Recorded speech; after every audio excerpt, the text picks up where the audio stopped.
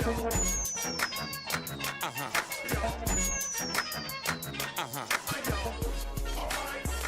morning, everybody, and welcome. It's the Front Porch, WBOK. I'm your host, Braylon Bryant. And I'm your host, Kimber White Dupree. Hey, y'all. The Jared Rose on the other side of the glass, and on the other side of the glass, Jasmine Gracie, JB Square. We got them both in here this morning. Thank y'all for being here with us as we begin today's episode of the Front Porch on this 8th day of July 2026, middle of the week, hump day, bad churn. Thank y'all for rolling as we start our program coming to you from the historic campus of Xavier University from our studios right here at the foot of the overpass on South Norman C. Francis Parkway. www.wbok1230.com is the address. Want to stop on by? Grab yourself a comfortable chair, a mug, or a tumbler of your favorite frosty or steamy adult beverage. Mind your manners, though. Say good morning. Holler at your people. And kick it with us for the next 3 hours as we continue to examine this world through a 504 focus scope. And of course, the A1 top-ranking way we love to hear from each and every one of y'all is the WBOK talk line, 504-582-9422. What's happening? Kimba? Hey, Uncle Gray, how you? I'm doing. You know. Did you get some more rest yesterday? I not as much as people don't like. Oh, it's Tuesday. It's Tuesday. Nobody cares. Nobody cares. Nobody cares, man. Nobody cares. But no, I didn't get a lot of rest, and I can feel it. But it's okay. Yes. We're gonna get some more. I mean, at some point or another. Last night was the Tuesday night, so you know where I was. So yeah, it doesn't stop. It does not stop at all. Yeah. It's all good. And plus today I have a very long day. I was trying to figure out what it is I had going on, and I was like, man, I got a real day. Thank you. Long day. Thank you so much. But yeah, today's gonna be a long one, and when I get home, prayerfully, I don't have something that I need to provide a service or someone I need to provide a service for. I can just go to sleep because I'm over it. I'm tired. I hear you. I'm not like unhappy, but tired nonetheless. Oh no. Because I've been tired and angry because I was tired, but I'm not there. I just need to catch up on some sleep. Yep. So my voice can return. Stop sounding like Darth Vader's daughter. That's all right. Darth Vader. Not Darth Vader. Darth Big oldest child. Oh Lord, have mercy. Darth Vader call her Dot. Why? What's the matter? Darth Vader. That is terrible. But yeah, no. Last night was a good night. Of course, Vaughn's is jumping whenever there's live music, and the kids who play there, they're literally like college students and or kids who barely been out of high school, maybe 2 to 3 years, that all play together. And when I say they be rocking, they have it jumping. But again, on the heels of Essence, which was, I still have not been able to put myself together to be able to put these posts together. It's a lot. It was so great. Like, I'm still processing it all. Yeah. We had such a good time. Just being in our people. I've talked about this before. Like there has to be some sort of spell. I energy. I don't know, something about Black people being in space with each other that brings on a kind of healing energy, like it's a place to come home and rest and like put your shoulders down. Because I don't know if anybody else had this experience. I was anxious about the work that we were going to do, not about anxious about being around my people.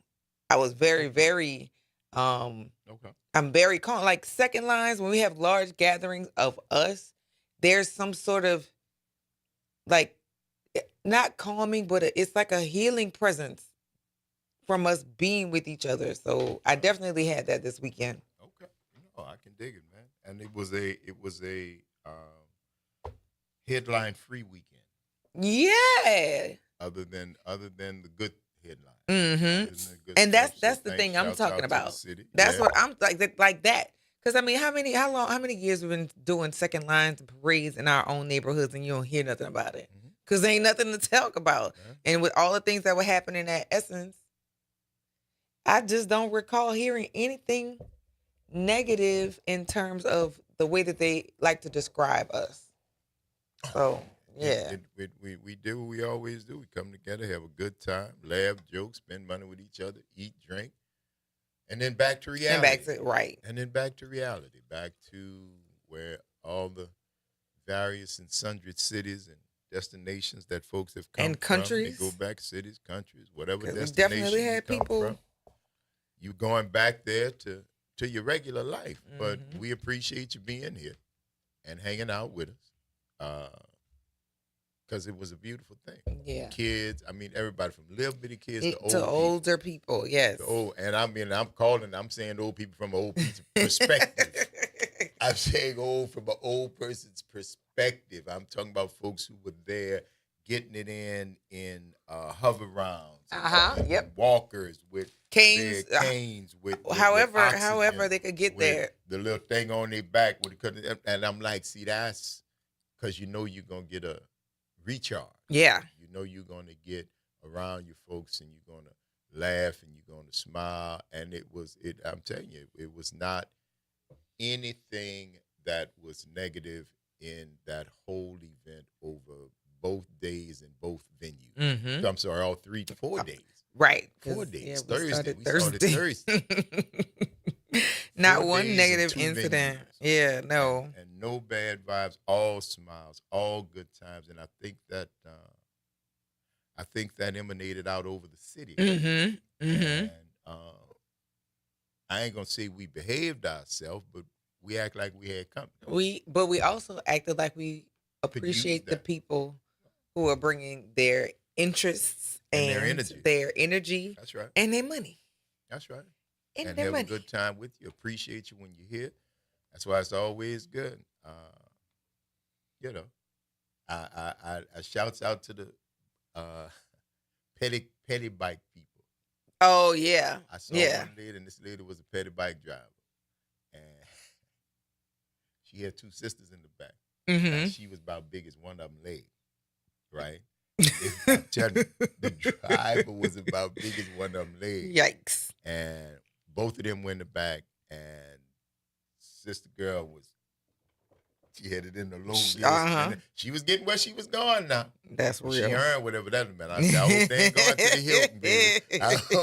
I hope they going maybe to the Homewood Suites. Oh, That's like man. 2 blocks. That's like That's 2 or 3 cold. blocks. It was true, though. It just struck me. Y'all know I'm an observer. Mm-hmm. I see stuff, and that just struck me as that was interesting. It was very, very much so. Mm-hmm. You tuned into the Front Porch, y'all. WBOK is what New Orleans is talking about all day long. Don't go nowhere now. We're gonna take this quick break. Bad Chill on Wednesday. We see you on the other side.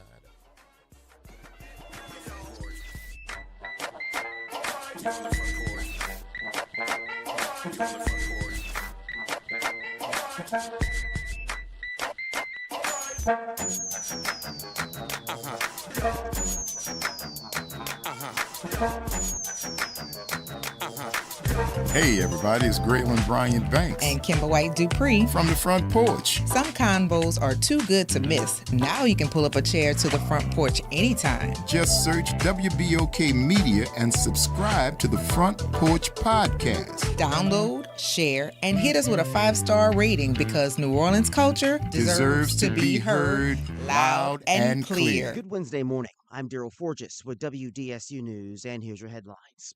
Happening now, New Orleans police are looking for leads after a deadly shooting in the 7th Ward.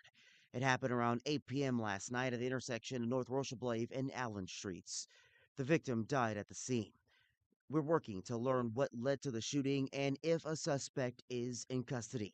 If you have any information that can help police, call Crime Stoppers. You know the number. It's 504-822-1111.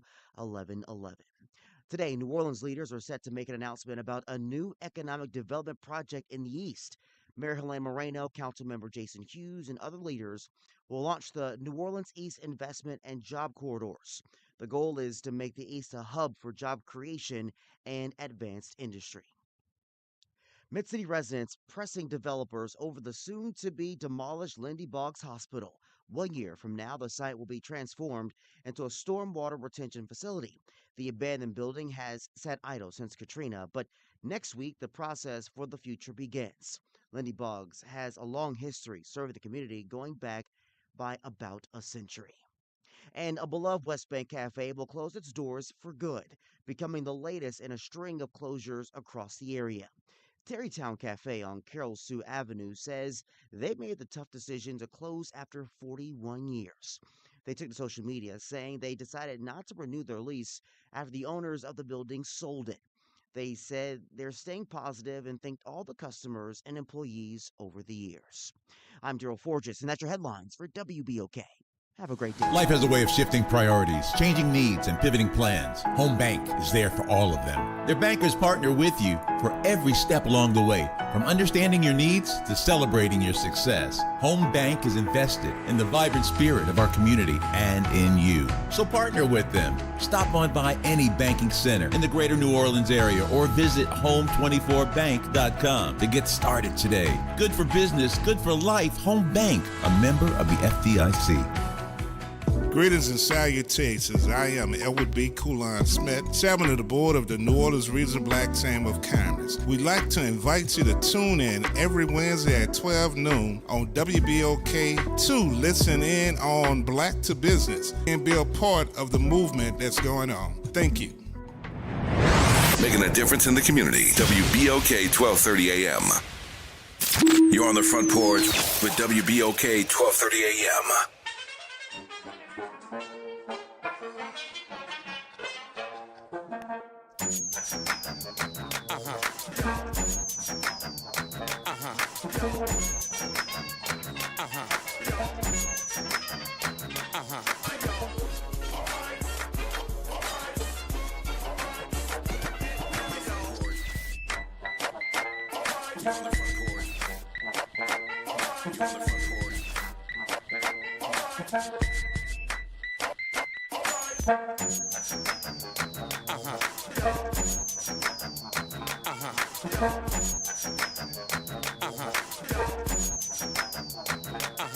Welcome back, y'all. Front Porch, WBOK. I'm your host, Raymond Bryant. And I'm your host, Kimber White Dupree. Hey, y'all. Squared on the other side of the glasses. Getting it done right here on this middle of the week, hump day. Thank y'all for rolling with us. Oh, boy. Always good. For sure. It is Bad Churn Wednesday. It seems like we jumped here, but of course, because we were not here on Monday. So we're back at it today, and I don't really know what's going on in the world because I really have been disconnected, trying to rest and catch up on rest. Checking in my other job because I got tree job, man. I understand. And yeah, I'm still not back to normal or back to whatever. Passes for normal. Yeah, in this there you go. sphere. Yes, Well, that part. Speaking of not passing for normal. Okay. Good morning, Elwin. Hello. Kim. Hello. Good morning. Good morning, Kim, and your dreadlocks. Okay. Good morning, Elwin. How are you? And I guess if they would I'm talk, they would doing say good morning. I don't know. Good morning, Braylon Brian Banks. Well, yeah, Elwin. What's happening with Hey, man, ain't the law says no one is above the law? you? Do the law say no one is above the law? No. Yeah. No, the Don't law the don't people say no say one is above the law. Don't the people say no one is above the Nah, law? the people Which say no pe- one is which above. people? You like to think that was the spirit of that rule. It's not written, but it was certainly the spirit because when you broke away from England, you didn't want a king. See, the king was above the law. There was no law. The king said what the law was on any given day, and they wanted to get away with it. That's why they started a new country. And don't they say all men? Don't they say all men created equal? That's what they say. That's what they say. Yes, sir. But what they really meant was all white men who are landowners. Landholders. Mm-hmm. Well, I got a message for the governor. Okay. All right. Take your mask off because you know you a Klansman.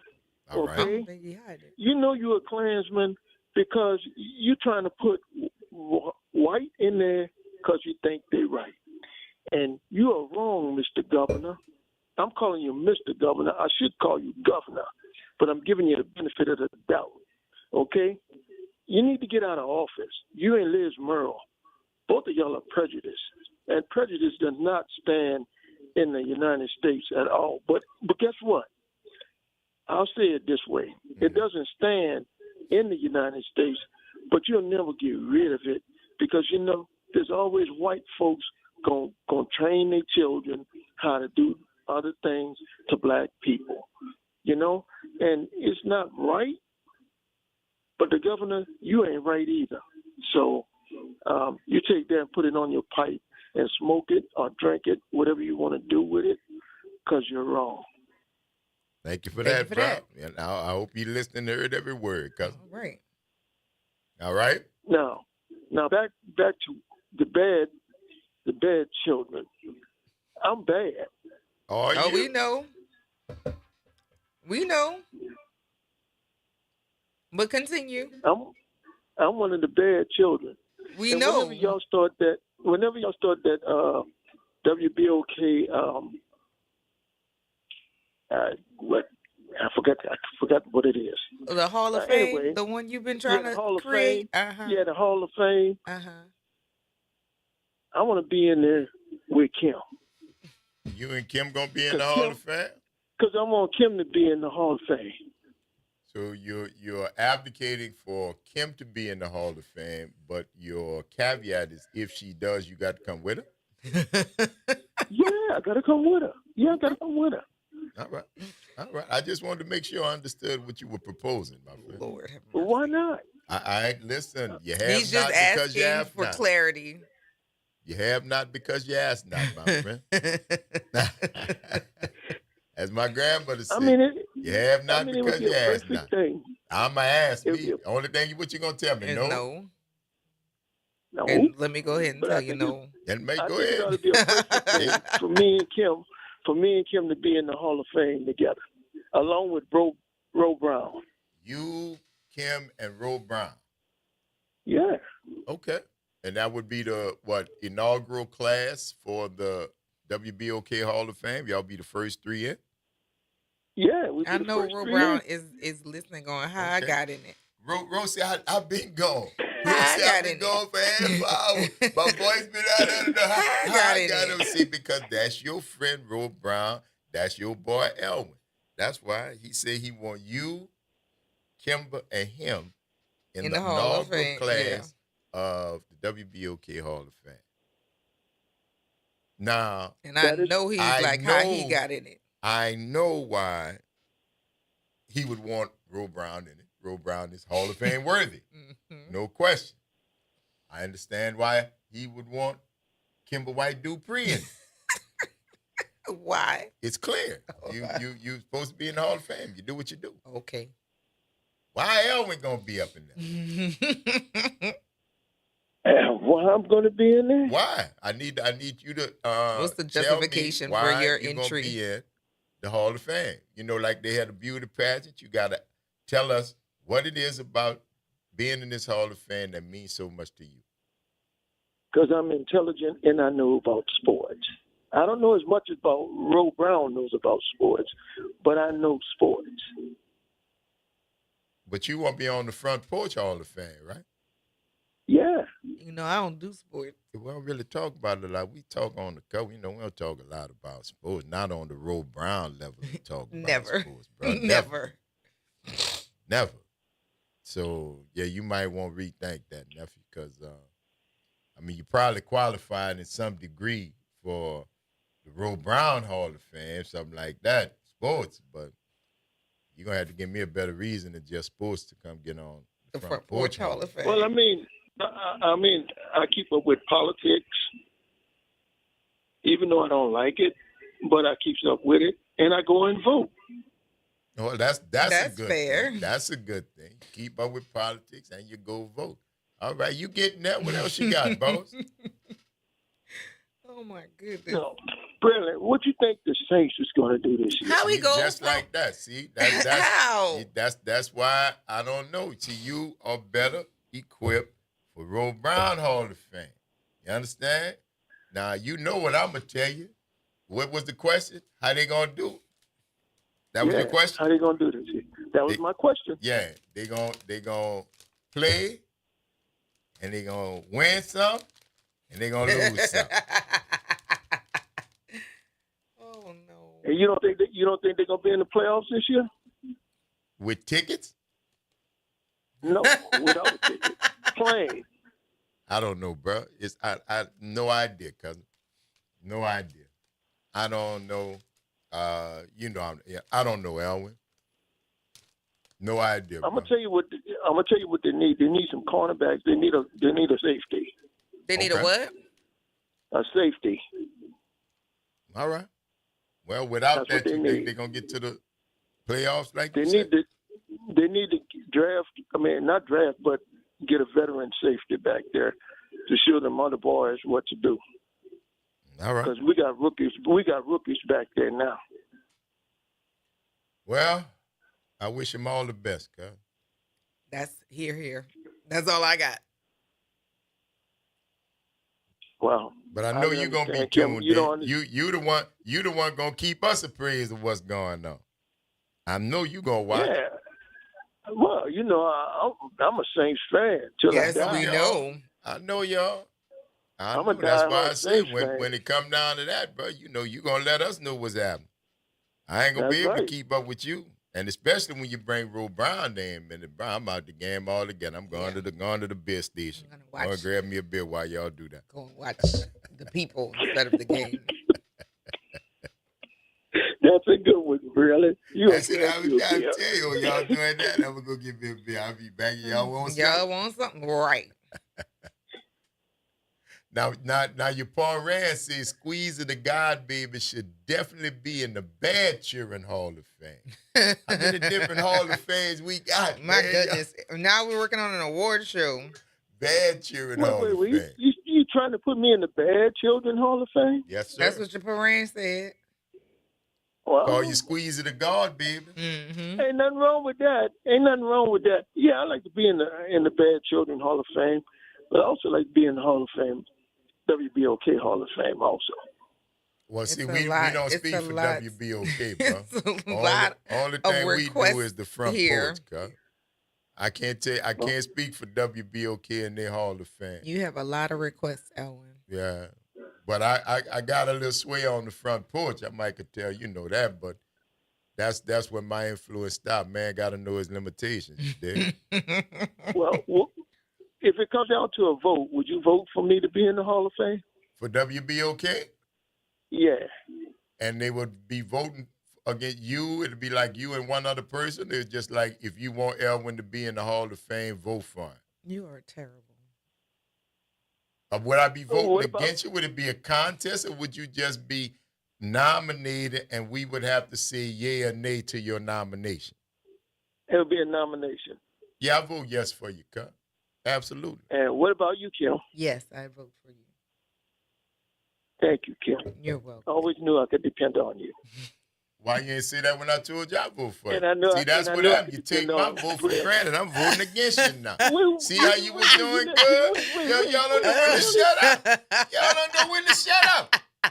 I told you I vote for you. The only And thing I'm you about said to was, say- I was and now about to listen, say that don't go after- back. We got the tape. You say you gonna. I say yeah, I support you. I say yes. Immediately after I said that, you say, and you, Kim. Kim said yes, and you said, well, I always do. And then you went on with all that there. You ain't Well, I even appreciate acknowledged you the would fact vote that for me I too, said Brandon. yes before you went on. You ain't say thank you. You ain't say I appreciate that, cuz. Thank you, Kim. went straight Thank from you, me Brandon. to say Kim, and then you told Kim how much you loved the fact that she'll vote for you. You could always depend on her all your life. Well, look, when it come up this time, bro, you in trouble, cuz. When it come up this time, you in trouble. That Y'all is gotta learn. terrible. Y'all gotta learn, bro. Y'all gotta learn. Yikes. You gotta learn to be You quiet. scared Gotta to learn do when it? to be quiet. Gotta learn how to, bro. I've told people that many times. You I'm talk telling yourself you, out of it. Talk yourself out of it. Shut You up. had it. All you had to do was go on about your business. You was doing so good. Shut up. Shut up. Shut up. Or change that subject. If you know you got a yes on what, as my boy used to say, when you made the sale, stop selling. Stop When you selling. made the sale, stop selling. Talk about anything else. Yeah. I already got the sale. Just need you to sign this. But Correct. yeah, how about that Yeah. weather? How about them Saints? How about that's a nice shirt and tie you got on? Yes, indeed. Anything except the sale. Anything except the sale. So when you finish selling, stop. When you Be made the quiet. sale, stop selling, cousin. Be You quiet. feel me? Be quiet. Shh. Well, Braylon, let me say this. I Yes, sir, appreciate it if you would vote for me. To He be in the already said he WBLK would. No, that was before you just took my vote for granted and treat me like the Democrat. Ooh. Yeah, I'm glad. See that? Mm-hmm. That's for them. You took my vote for granted, man. See that? You got me on that one. I know it, because it's only what you did. The only thing I did was point out what you did. That's the only thing I did. I didn't do anything else. I just pointed out what you did. Right? Right. There you go. Who else gonna have it? You say, I gotta take this one. Who else gonna take it? It's your charge. Mm-hmm. It's your charge, Well, Bo. what y'all gonna do this weekend? I don't Man, even know. you I'm not kidding? even It's Wednesday. thinking about the weekend. I'm still caught up from this week. I still need rest from last weekend. Yes, sir, boss. And the swelling has gone down in my leg again. Very Amen. good. Amen. Amen. That's the best. So it is going. The doctor told me it's going to go down, but it's not going to go all the way down. But Okay. miracles do happen. Are you So able I to do move believe- on it? You can get around? Yeah, I can get around. Okay. Yeah. All right. So Well, that's good. Keep working, little brother. Keep getting strong, all right? and yeah, I'm going to keep working at it till I get it right. All right. Well, that's been your motto your whole life. At least that's what she said.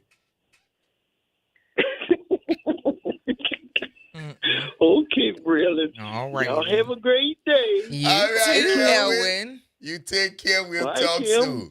Bye, Elwin. Later. Later. My goodness. I just leave you guys up to that because, yeah, y'all Don't have until your own. you get it right. Y'all have y'all's own dialogue. Well, please. You talk to Elwin 2 times a week by yourself. I'm have a saying, whole conversation. When it's y'all, you two, I'll leave y'all to it.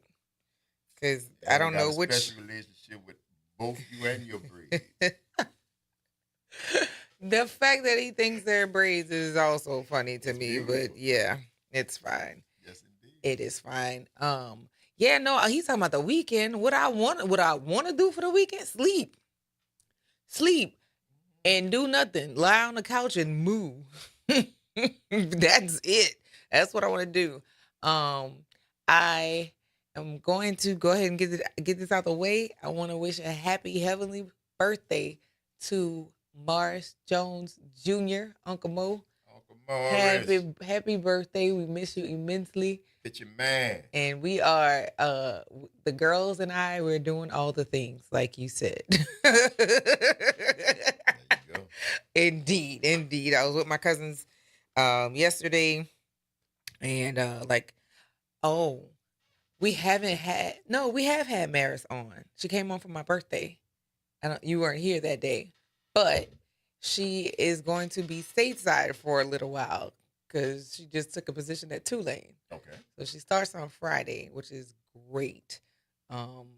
Which is great that she'll be here at least for a little while, because it used to be, now where is Maris? Not what is Maris doing? Where is she? Right. But yeah, now Right. she's International. now she's gonna be here for a little while at least. Yes. Yes, Dr. Maris Jones. Let's see, what is this? Sean said, make sure you have plenty of rest. Looking out for Yeah, you. You're right, bro. yeah, I You do. can use it. I do. Listen, so CJ played last night. He got a call last night to play today. And so I told him, I said, listen, after Today, this. daytime, day up. Yeah, daytime. Yeah, no, we're not, no. Make it enough. You figure that out if it's at night, because I have to go to sleep. But he's going to be playing somewhere this afternoon, like around 4 o'clock, something like that. Okay. Yeah, so that's reasonable. I can deal with that, but after, no. No, I can dig it, man. No. I can dig it. That's a good thing, man. Shouts out to your nephew. Keep working, man. When that phone ringing, that means you're doing what you need to be doing. Mm-hmm. Folks know you're dependable and you're good. And you're good, yeah. And we got this last year of college. So once he gets that done, hey, buddy, you put that thing on my mantle, you go do what you do. Have fun. Send us a postcard. Handle your business. Once you get that done, the rest of it, I'm straight. Handle your business. Mm-hmm. Yeah, I know that's what I tell you. It's yours now. Yeah. You threw 2 on the wall. That's your life. Yeah, so Do what you want to do. you know what you did to get there. You will care for it as you feel you need to, but it's on you. And that's all I'm doing. The other day, she's like, I feel being grown, man. Yeah. Yeah, nobody. It is. I don't know. I absolutely years ago made a decision never to grow up. Because I've seen grown people. Mm-hmm. Y'all ain't that impressive. They don't look happy. Y'all not that impressive to me. Yeah. So I will stubbornly until I can no longer cling to my inner child, bring them out front and let them play. I don't care. I don't care because they get me through. They get me through. Yeah. So, and she was like, that's why you ain't tell me. I said, I tried to tell you. Try to tell you, chill out. I tried. Slow down. I tried to tell you, it's just the world. But the good thing about it is that you're in a time when work don't mean job. Mm-hmm. You understand what I'm saying, kid? Mm-hmm. You can make a good living and never have a job. Yeah. The traditional Correct. job, like we talk about, and make a good living. Yes. With all those things, the insurance, everything else, all the bennies. You pay for them yourself, but you be making enough money because you be working for yourself. Mm-hmm. You can do that. You can do that, especially in your field. So we've been talking about that. She's like, I didn't think about that. I said, kid, I don't want you to be stuck in 2026 thinking like it's 1996 when you could still get a 20-year. Yeah, no. Got career. I want you to be flexible. You got the paper, which means you got everything you need. That's what the paper shows. Paper shows you have discipline enough to stick to it and get the information and get it done. That's in you, right? It doesn't have to be given to somebody else. Mm-hmm. You can give it to yourself. Yeah. You can give it to yourself. You can find out where those fit in. And we were talking about that. She said, I know best. Listen, why not? Mm-hmm. Why not? So we're looking at it. But I tell you, you got to be grown different today. I'm still growing. Because this point in my life, I'm like, I didn't know I'd be doing this, but I'm loving it. Mm. The hustle and change is my perspective. Because before it was like, let me get in, let me take care of these people, and always keep something so I could take care of these little ones, take care of my lady, take care of my mom, take care of whatever I got to take care of, right? And that was what done. But then it got to the point where I said, wait a minute, bro. Who taking care of the mule? Who taking care of the mule, bro? You insist on this mule thing. Y'all don't underestimate the mule. You insist on this mule If thing. the mule all right, everybody in the wagon, fine. The mule know his job, you don't mind. Good. Dependable. That's Yes, insane. ma'am. Oh, no, it's not. It is. I got you. But stubbornness or what? Mule. When it's time to stop. Baby, listen, you can be downplaying the mule you want.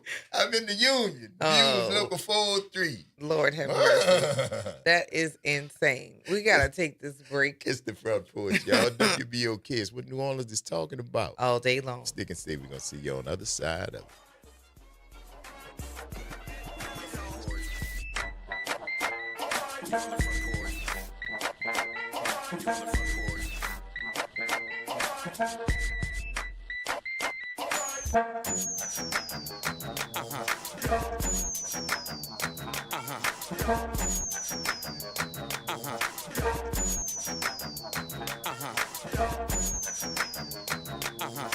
This is your news update for WBOK from WDSU. For all your news and weather, watch WDSU News, New Orleans' leader in live, local, late-breaking news. Today at noon and 4 p.m. Partly cloudy skies for today. We are expecting highs 91 to 96 degrees, feeling like the triple digits once again. The other story for us, the rain. We are expecting more storms to arrive in the afternoon. These will once again be hit or miss, so not everyone's going to see them. But if you do see some rain, any of that could be heavy. That could lead to some flash flood issues and a lot of lightning. From the WDSU First Warning Weather Center, I'm Rachel Reese. That's right. It's party time each and every Sunday night at 7 p.m. on WBOK. It's the Throwback Throwdown with DJ Wick as he brings you the best in old school from the 70s, 80s, 90s, and the early 2Ks. Plus, the party goes to another level at 9 p.m. with the Throwback Throwdown Party Mix to round out the night. It's the Throwback Throwdown Sunday nights at 7 p.m. on WBOK and on the World Wide Web at WBOK1230.com. Climate Hope NOLA presents this month's climate keyword, adaptation. Climate adaptation means preparing our communities for stronger storms, hotter days, flooding, and rising water. That means planting trees, restoring wetlands, protecting homes, and helping families recover stronger after disasters. In New Orleans, resilience is part of who we are and how we survive. Learn more, stay informed, and take action with Climate Hope NOLA. Visit Team Hope NOLA on Instagram to learn more. This is The Law and Your Legacy. I'm attorney Pete Hamilton. I'm attorney Ryan Hamilton. If you had $1 million, would you leave it to an 18-year-old? Hopefully not, but that's exactly what can happen with a simple will. The money goes straight to your kids when they hit the legal age, no guardrails. A trust lets you control when and how they receive their inheritance. You can set ages, milestones, or even make sure they finish school first. Give them security, not a spending spree. This is not legal advice. That's just a tip brought to you by Liberty Bank and Trust. For more information, go to libertybank.net or contact us at 504-915-5016. You're on the Front Porch with WBOK 1230 AM.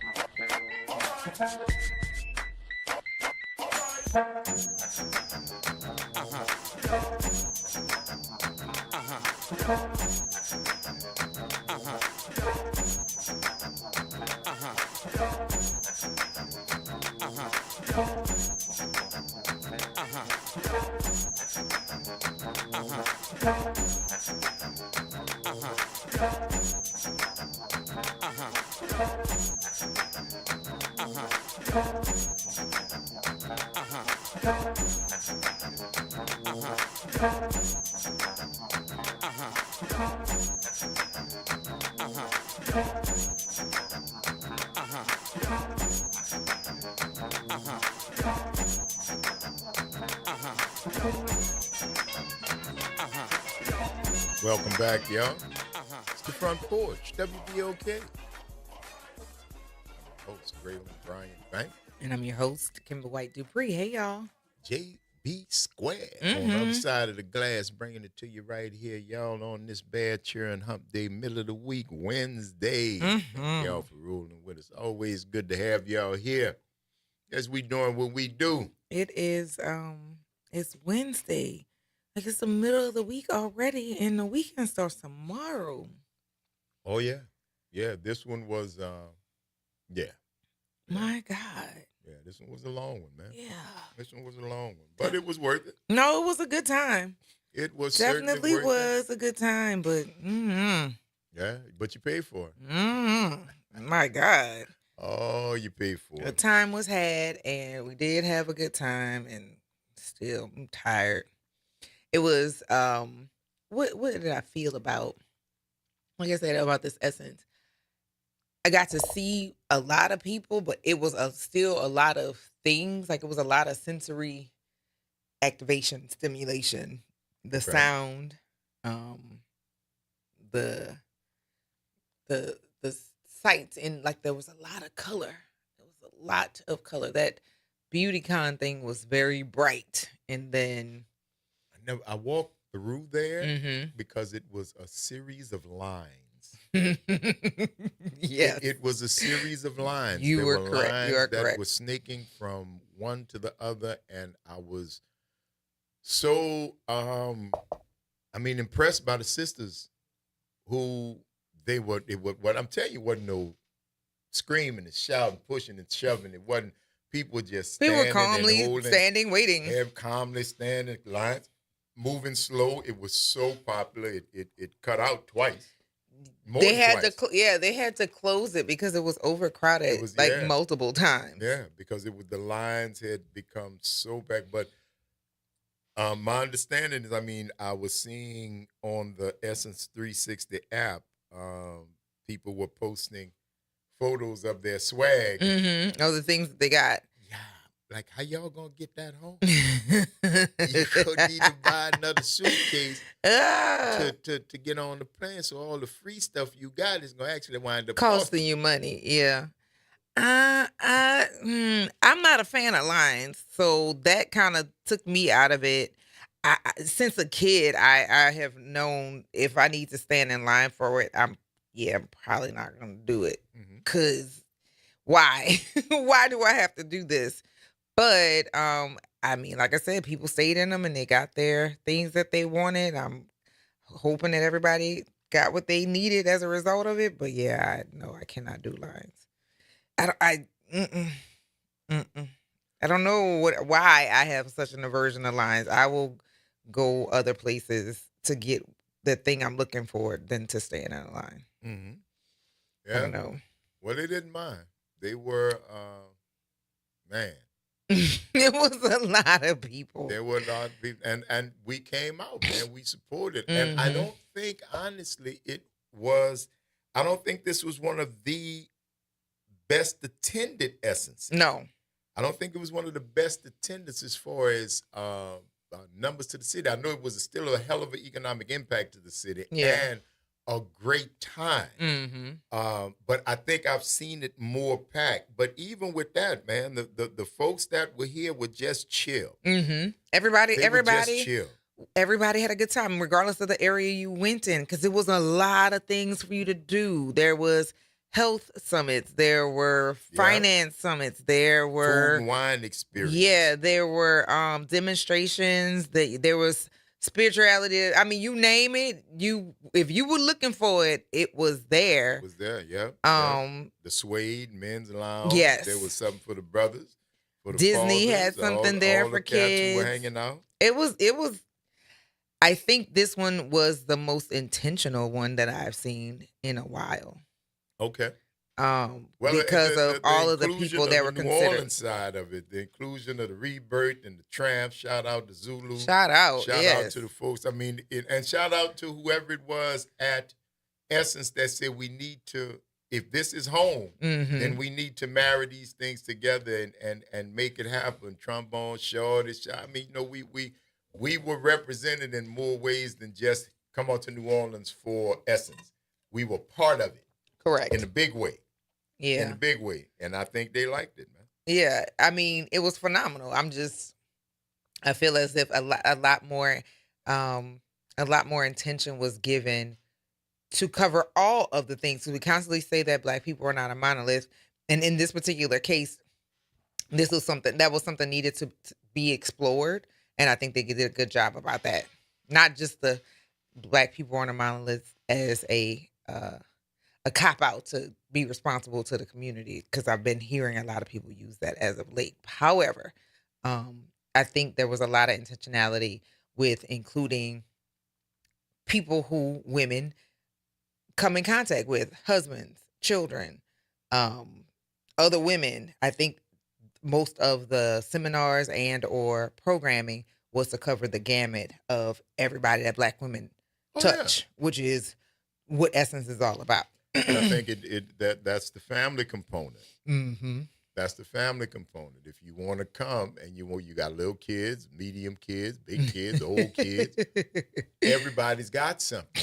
Right. Everybody's got something. And again, that was beautiful the way they had the book festival. Shout out to Vera, Warren Williams, and the Community Book Center, and the way they had that set up, because there was a children's section in there For where that, you could see. That was so dope, man. Kids just in there, and parents could relax. And there was seating, like for the intimacy of a bookstore. Yeah, absolutely, man, absolutely. So I know that's going to be a big return next year. I know they're going to look forward to that coming back next year. They got to, because it's going to be nice. Yes. More authors. Yes, more authors, more talks around that, because we have people who are avid readers who are waiting for different books to come out, right?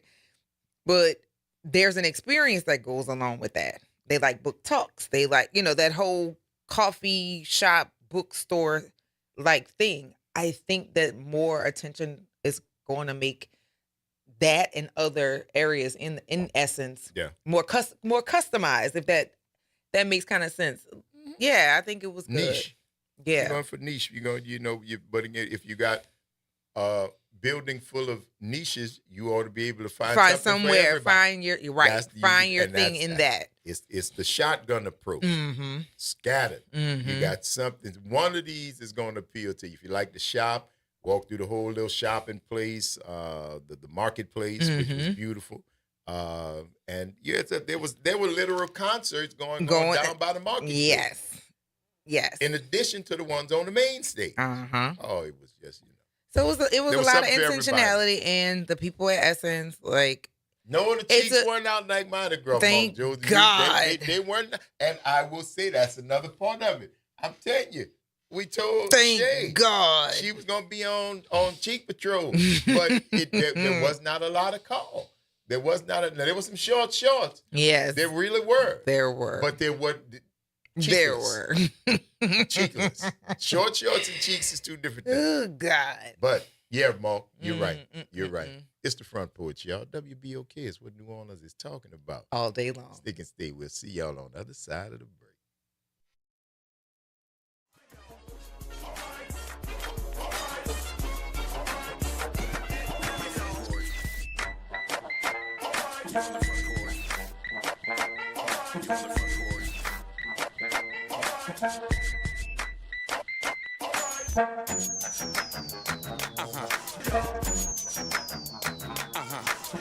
From the campus of Xavier University, WBOK Go and Equity Media Station.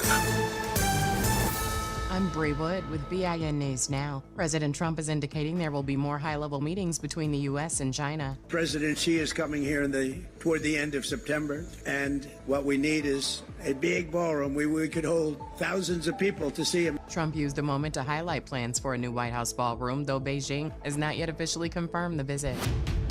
Two Tennessee lawmakers, State Senators Ramesh Akbari and London Lamar, are demanding transparency after National Guard members fatally shot Black 20-year-old Tyron Johnson in Memphis. The Tennessee Bureau of Investigations is reviewing the incident, which authorities say began when Johnson allegedly pointed a gun during a foot chase.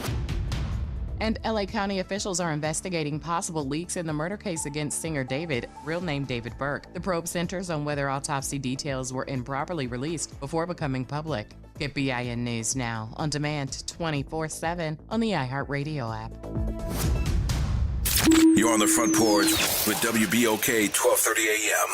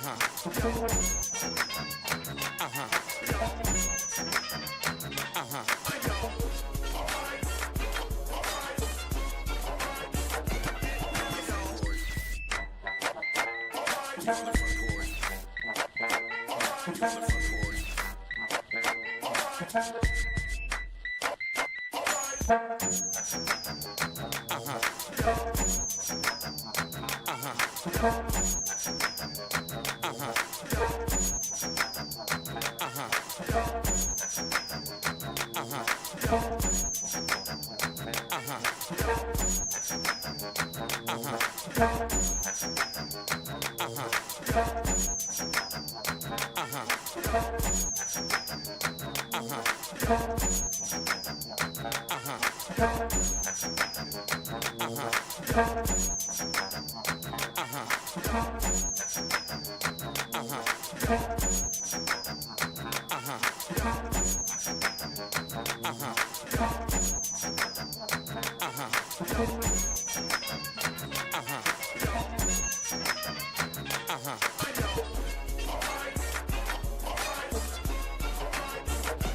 back, y'all. It's the Front Porch, WBOK. I'm your host, Braylon Bryant Banks. And I'm your host, Kimber White Dupree. Hey, y'all. Garrett Bro, Jasmine Gracie on the other side of the glass. Y'all bringing it to you right here. Bad Churn Wednesday. Thank you for rolling with us as we move into this second hour of today's episode of the Front Porch, continuing our broadcast from the idyllic campus of Xavier University from our studios right here at the foot of the overpass on South Norman C. Francis Parkway. www.wbok1230.com is the address, or you can hit us up on the talk line. 504-582-9422 is the number. Kimber. Yes, sir. Company mode. Yes, we do. Yes, we do. we are the We've been comfortable rolling. place for people to come and We chat love with it, us. man. So, Go yes. stop by the Front Porch, come kick it with us, let us know what's going on. Yes, I'd like to welcome to the Front Porch, Sheila You could Robinson. welcome too. You could welcome. It's all right. You could welcome to the post, Sheila. Good morning and welcome to the Front Porch. Good morning. Sheila Robinson, how are you this morning? I'm doing well. How are you all? I'm We all lovely. well, Sheila. Thank you for coming and joining us this morning, particularly with things that are happening in the city and things that are happening for members of our city. However, before we go too far into that, we'd like you to share with our listeners the journey.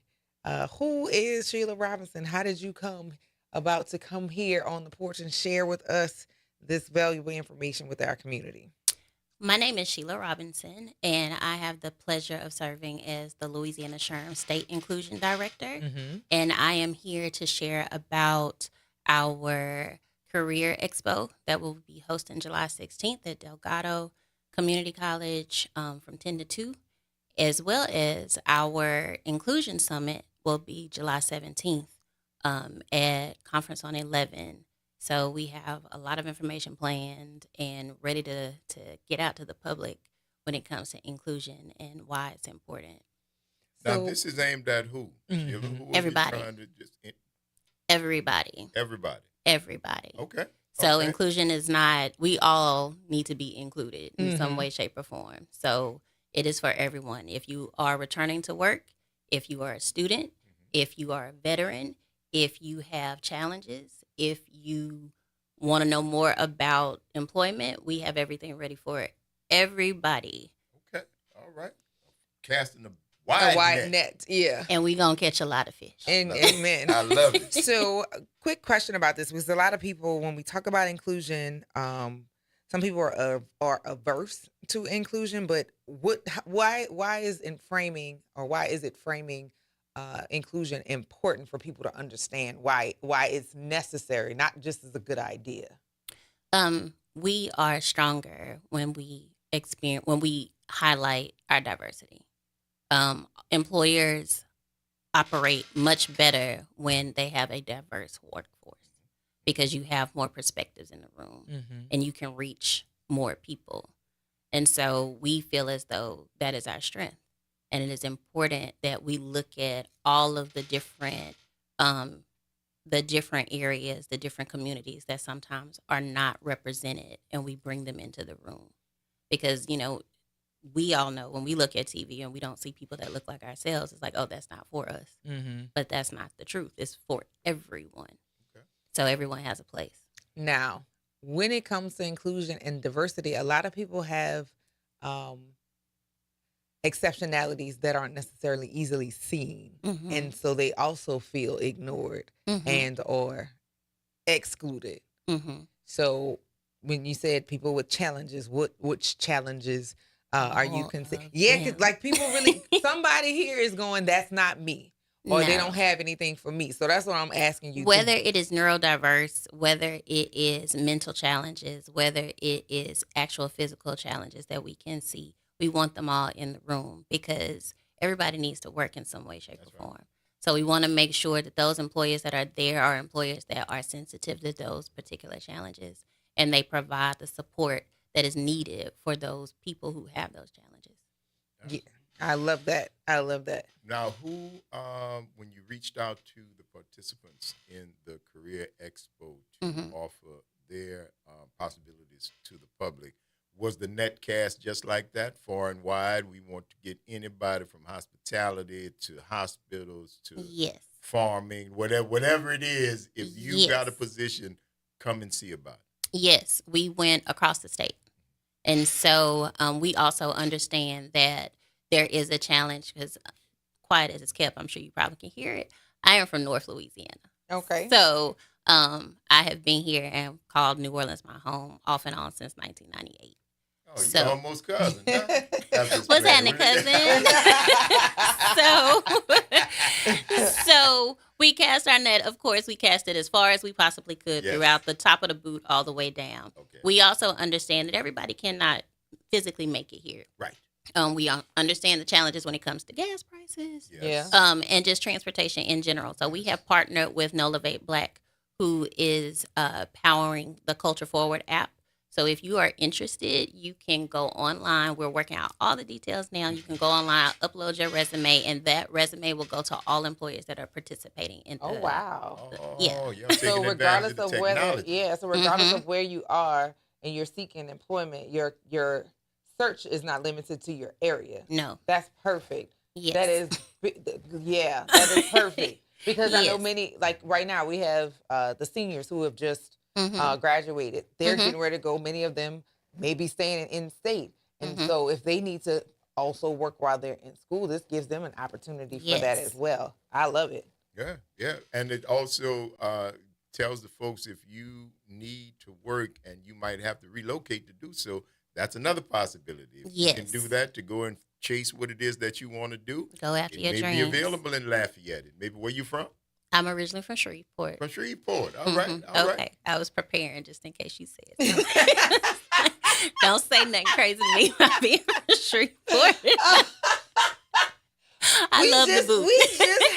We just had a chef on our show this weekend. From Shreveport. Well, she's from a country in Africa, but she's opening a brand new restaurant in Shreveport. I know exactly who you're talking about. So yes. All right. We're not humbuggish without no reason. I mean, come on, man. I didn't come here with beef. I came here with armor because I know how y'all do people that are not originally from New Orleans. Front Porch, man. We just talking about y'all welcome me to this Fort Porch and they be looking at me sideways at the Fort.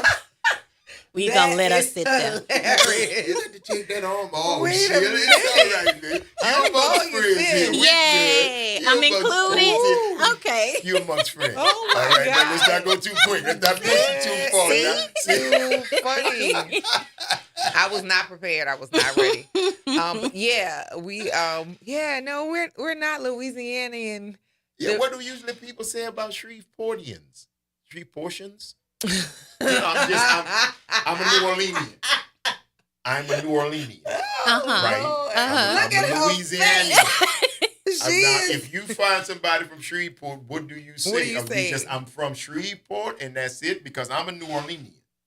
Thank what you. Do you say Thank you for sharing, sir. If you're from but Shreveport. he's asking, so how we are Shreveporters. Shreveporters. Yes. Shreveporters. Never heard that. See, we learned. I'm happy. So here we are here to educate people. That's what we do on the Front Porch. As a Shreveporter, what pushback do you get from New Orleanians? I didn't know we had no beef with Shreveport. Okay. Yeah, because you're from here. But I am. It's oftentimes like, she's not from here. She don't know. And I'm like, well, excuse me. I've been here a long time. And this is what, and 98? then and someone made a comment like, oh, do they have like horse and buggies in Shreveport? Yikes. And I was like, you know what? Y'all so funny. That's a lot, for real. Yes. I mean, I've been to Shreveport for conventions and it's like, do they have like actual paved roads? Yeah. I stop at Shreveport when I drive to Dallas. Because it's right there. I go to Shreveport, you stop at the casino, spend the night at the casino, and then finish up that little run to Dallas. And then what's across the river from Shreveport? Bossier. Bossier City. Yeah. Bossier City. Yeah. I've never had no problem. And we welcome you. I think I've stayed in Shreveport twice, both times Dallas trips. And I know that's what it was, Dallas trips, but never. That's surprising you said that because we don't have no beef interesting. It's okay. It's okay. I think that's a Shreveport thing. Okay. Yeah. So what I do know, and I don't want you to feel gaslit, because I do know when people say they're from New Orleans, it is okay. Give me some validity on that, because there have been people I'm from New Orleans. Where? Black men. No, you're not from New Orleans. Stop saying that. Or like, where you from? Kenner. That's not New Orleans. It's Kenner City. It's fine. So that I know. I will side eye you if you give me that. But you were very. I been here since '98. Yeah. Well, first you said North Louisiana. You ain't say Shreveport. I don't know why. We'll pick any of the areas. We all know. We all know them well. You ain't from here no matter where else you from. We understand it's New Orleans versus everybody. That's how we feel right now, considering some state of things. But yes, trust me, I understand. I understand. That. I gave me a good belly laugh. That was good. I promise that was not expected. I didn't know we was in Shreveport. Yes, within the spirit of inclusion, specifically within our community that residents in Louisiana, employment has been kind of dicey for a lot of people, and if you don't have skills, it's even more difficult. So how will there be maybe an intro to some training or some recommendations for that? Yes, we are partnered with Delgado. Come on. And they will have some of their training opportunities out there, and as well as their educational opportunities. We also have partnered with Louisiana Workforce Commission, and we will be doing resume writing as well as mock interviews to ensure that people are ready for those particular jobs. Will that happen in conjunction with the career fair? Yes. Or with that, so if you come to the career fair, you can actually learn how to be prepared yes. for other parts of the career fair? Yes. Okay. All right. Yes, we have. The team has taken time to sit down and try to think of everything that we could possibly offer. And this is our first year doing a career expo. Okay. Typically, we just do the summit. We may do a master class. But we felt as though workforce needs to be prepared and ready, and we need to make sure it's understood that inclusion is important across the workforce.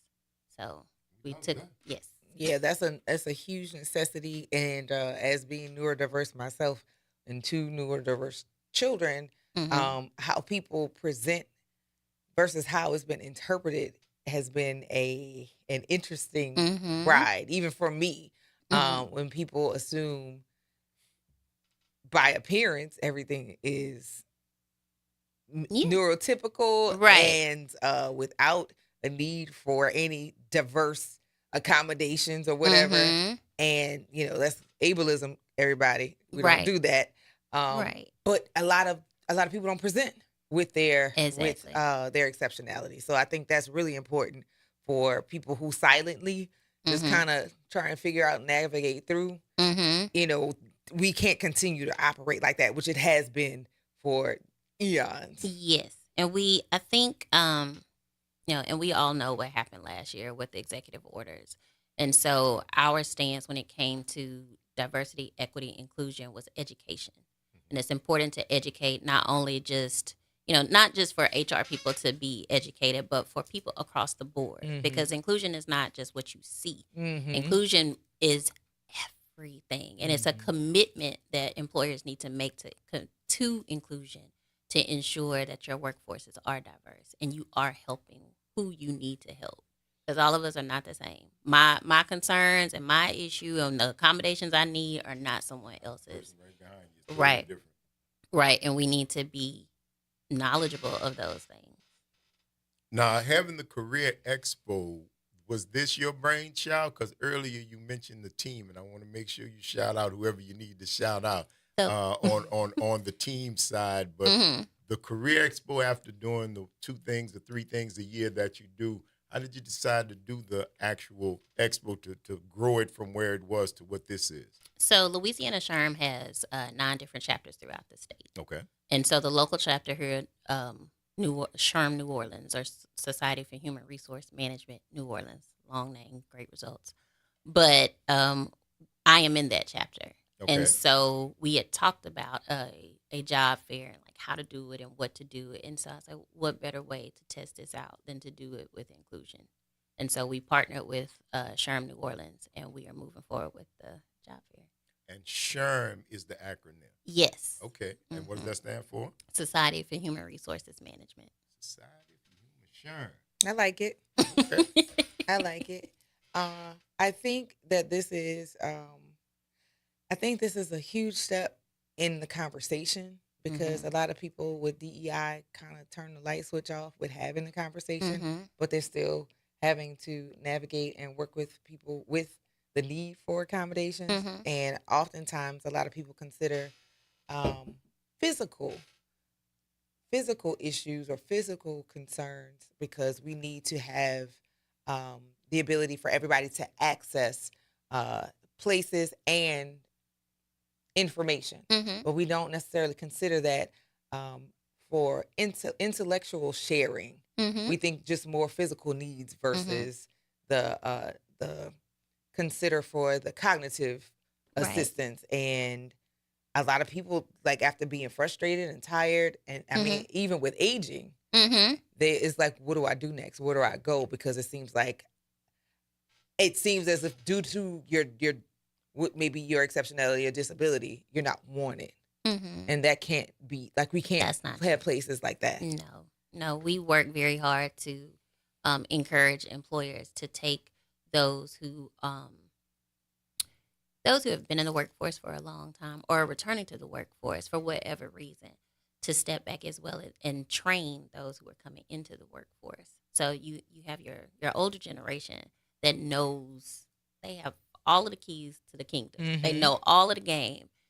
But the younger generation knows how to do everything from a phone. So we try to encourage employers to partner them together. Yes. So that, they may be able to work technology a little better, as well as they understand like history and how best to deal with situations that come up in the work. And historical data, because oftentimes when we change systems, we don't understand why that system was in place. And so before we start like saying a hard shift, a hard turn to doing something else, let's make sure we're not throwing out what was needed, the information that we needed in the shift of the process, just because you made it faster. And I think that's a lot of when we have intergenerational conversations, we don't have them often enough, and a lot of that gets left out. Yes, that is very true. Sheila, for folks who want to get more information on the Career Expo, to find out what SHRM is doing, and Waleed say my wife is taking her SHRM exam next week.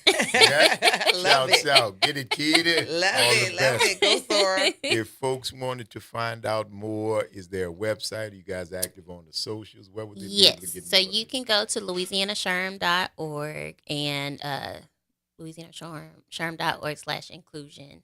And you should be able to pull up the information for the Inclusion Summit as well as the Career Expo. And I want to make sure I say this. The Career Expo is free. All right. It is free to the public. So if you miss out, it's on you. Yes. We tell them. Yep. So tell them when it is and where it is. It is July 16th at Delgado Community College. It's in the Student Life building. And it starts at 10 a.m. and we wrap at 2 p.m. All right. From You got a 4-hour window, man, to get up there and get your career started. Absolutely. Sheila Robinson, SHRM, thank you so much. Thank you for having me. I appreciate you both. It's a pleasure. It's been wonderful. Got an open invitation. If you got SHRM has something else that's going to be going on and you need the people to know about it, come on back and let us know. Have a seat on the porch and we can talk about it. All right? We sure will. Thank Absolutely. y'all. You tuned into the Front Porch. Y'all, WBOK is what New Orleans is talking about. All day long. Don't go nowhere. We're going to take this quick break and we're going to see you on the other side of it.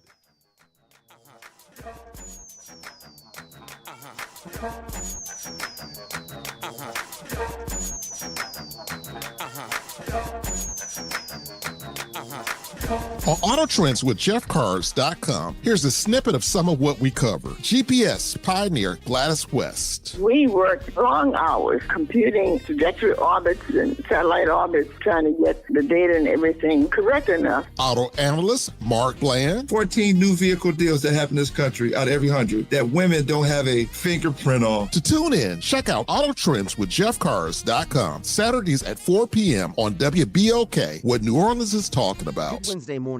I'm Daryl Forges with WDSU News, and here's your headlines. Happening now, New Orleans police are looking for leads after a deadly shooting in the 7th Ward. It happened around 8 p.m. last night at the intersection of North Rocheblave and Allen Streets. The victim died at the scene. We're working to learn what led to the shooting and if a suspect is in custody. If you have any information that can help police, call Crime Stoppers. You know the number. It's 504-822-1111. Today, New Orleans leaders are set to make an announcement about a new economic development project in the East. Mayor Helene Moreno, Councilmember Jason Hughes, and other leaders will launch the New Orleans East Investment and Job Corridors. The goal is to make the East a hub for job creation and advanced industry. Mid-City residents pressing developers over the soon-to-be demolished Lindy Boggs Hospital. 1 year from now, the site will be transformed into a stormwater retention facility. The abandoned building has sat idle since Katrina, but next week the process for the future begins. Lindy Boggs has a long history serving the community going back by about a century. And a beloved West Bank cafe will close its doors for good, becoming the latest in a string of closures across the area. Terrytown Cafe on Carol Sue Avenue says they made the tough decision to close after 41 years. They took to social media saying they decided not to renew their lease after the owners of the building sold it. They said they're staying positive and thanked all the customers and employees over the years. I'm Daryl Forges, and that's your headlines for WBOK. AURN News. Oil prices continued moving lower to start the week, bringing more relief for drivers. On Monday, crude oil prices fell to their lowest levels since February, dropping to just over $68 a barrel. That's a significant decline from early June when prices topped $96. Continued talks between the United States and Iran, along with the reopening of shipping through the Strait of Hormuz, have helped push prices lower. Now, another factor came on Sunday when OPEC Plus announced plans to increase production by 188,000 barrels a day beginning next month. Drivers may begin seeing the effects at the pump as soon as today. In fact, according to AAA, the national average for a gallon of regular gas has now dropped to $3.79, more than 50 cents lower than it was over the 4th of July weekend last year. For AURN News, I'm Jamie Jackson. Greetings and salutations. I am Elwood B. Coulon Smith, chairman of the board of the New Orleans Regional Black Chamber of Commerce. We'd like to invite you to tune in every Wednesday at 12 noon on WBOK to listen in on Black to Business and be a part of the movement that's going on. Thank you. Making a difference in the community. WBOK 1230 AM. You're on the front porch with WBOK 1230 AM.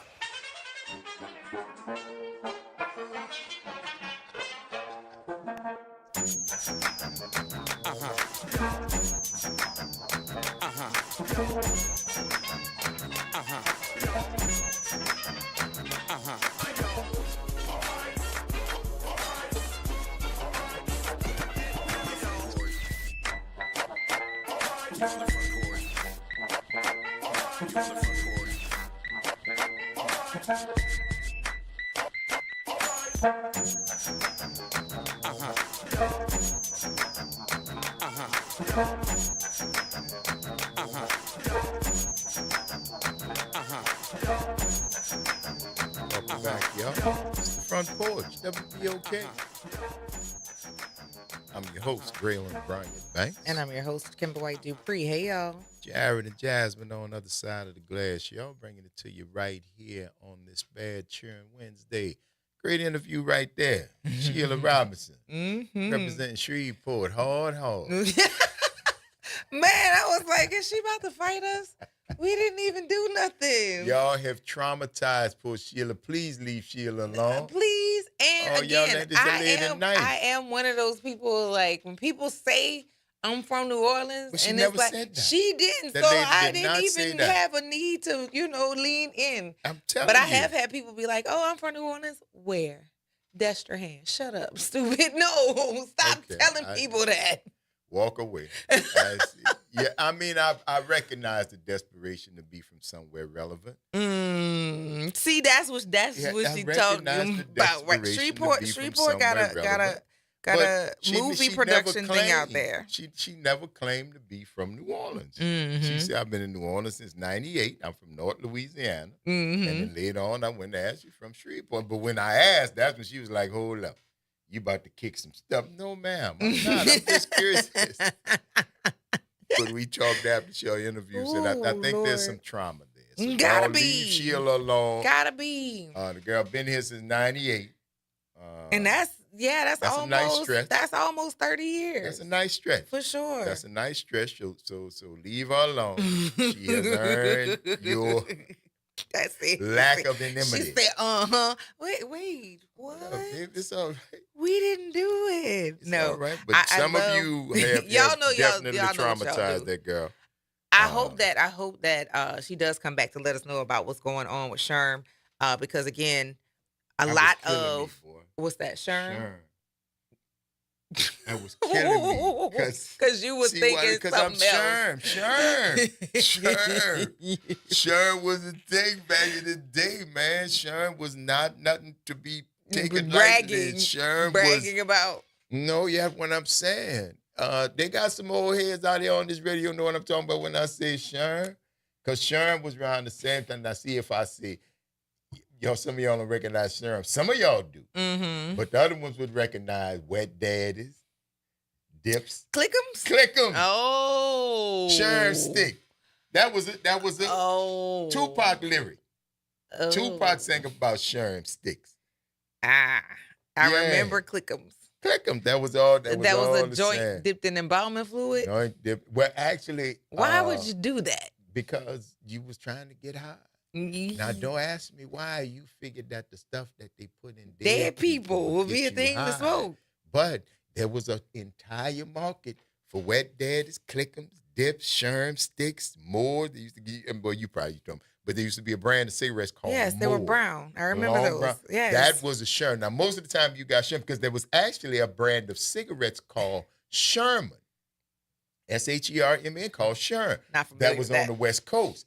But that's where they started doing dips. They dipped the Sherm, which was like a More. Mm-hmm. They dipped the Sherm in embalming fluid, and then they sell it as a Sherm stick. That right? does not sound smart at all. And look, Cam said Sherm ain't nothing to play with. Yeah. Click them. I'm telling you. I know I was, baby, listen, I lived through that. I lived through, thank you, Father. Amen. Thank you, Father. I have seen, man, we used to talk about people. Boy lost his head in the dime bag of Sherm and they never got back. Yeah. Again, something that goes in. In dead people. Why would you want to smoke, sniff, any huff, any of that? That's no. Don't do that. Right. Wet Daddies. That's right. You don't want just and doesn't I'm telling smile you, like it was angel dust. Well, y'all know Gil Scott sang about angel dust, but angel dust was a chemical. Angel dust was PCP. Mm-hmm. This was embalming fluid. This was formaldehyde. Again. This was straight out of because the funeral homes had to put in high class security. Correct, because people they was was getting stealing it out break-in. of it. Yeah. A jar of that water. Jar of that water bring you some money, boy. That's not okay. A jar of that water bring you some money. That's not okay. But it was not, boy, look. So PCP, or what I saw of PCP, made me very, very sure that any drugs needed to stay out of my scope. I was like, this seems like a lot to combat. That's okay. Gil Scott made a song about it. Gil Yeah. Scott made a song about It's like, this seems like a lot to And again, see, unplug from. PCP to me was just like meth. Where does that come from? Now, Wet Daddies understandable. I'm not going to say I understand why you smoke it, but I understand it was more readily available. There's a funeral home in every neighborhood, across the state, across the city, across the country. Funeral homes everywhere. And once the word got out that you could dip and get that, the funeral home started having break-ins, but it was because of the formaldehyde at the funeral home. PCP, you can't go break in a funeral home and get no PCP. You got to make it. You either got to make it, or I think it was an animal tranquilizer, big animal tranquilizer. No way. Yeah. It No was way. like for horses and it was like big animals. Well, If y'all you was were some farm. wild kids coming up baby. with that kind of stuff. But see, Who thinks of that? See, that's the question that is not a laughing matter. Who thinks of that? How does PCP go from a drug that's for animal hospitals into the community? Where does crank come from? All the stuff you got to do to make meth, amphetamine. Where does that come from? You started taking all the the decongestants and all that stuff off the shelf. You put them behind that's because they were coming up and then they're stealing it, yeah. Because that's how they use that to make meth. How do you find that out? That's insane. But it's not natural.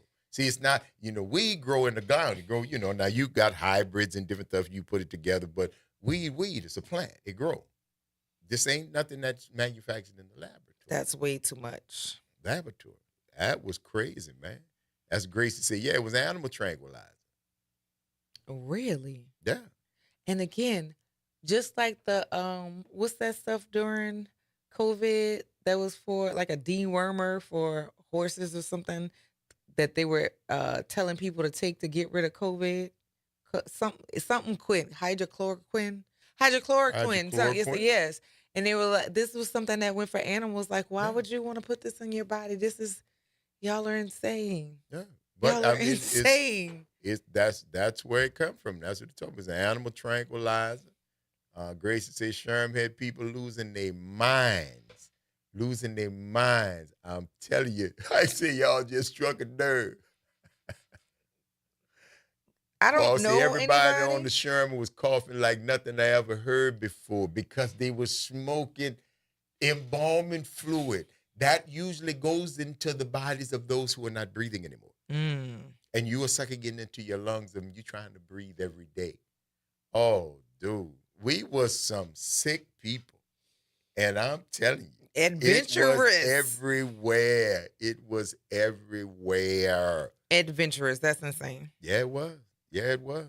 And the PCP and the meth, I don't, again, not accidental.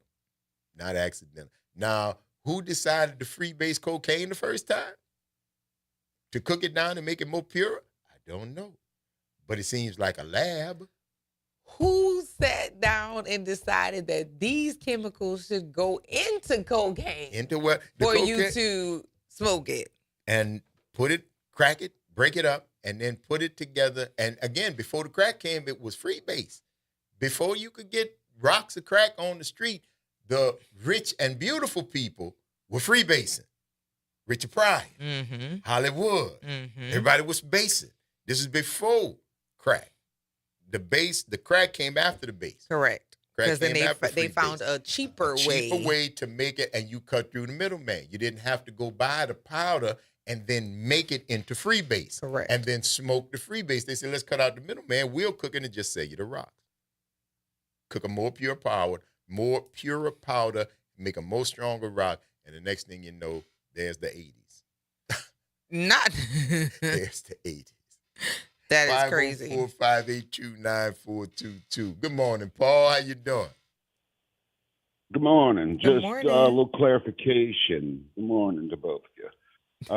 Hydrochloroquine is a lupus medication. It's the one that I'm on. And when Trump talked about it publicly for treating COVID, all of a sudden there was a shortage of the drug, and I had a hard time finding it. That didn't last long. But the horse dewormer is ivermectin. Ivermectin. So, yeah, two different things. Yes, indeed. But Yeah, because that was the Joe and Rogan promoting that people take that. Take the ivermectin. Yeah. Yeah. Boy. Well, I mean, if you got a stomach full of worms, they actually have ivermectin for humans. It is a prescribed medication for humans as well. But So for I wouldn't deworming, advise how did that somebody work with COVID?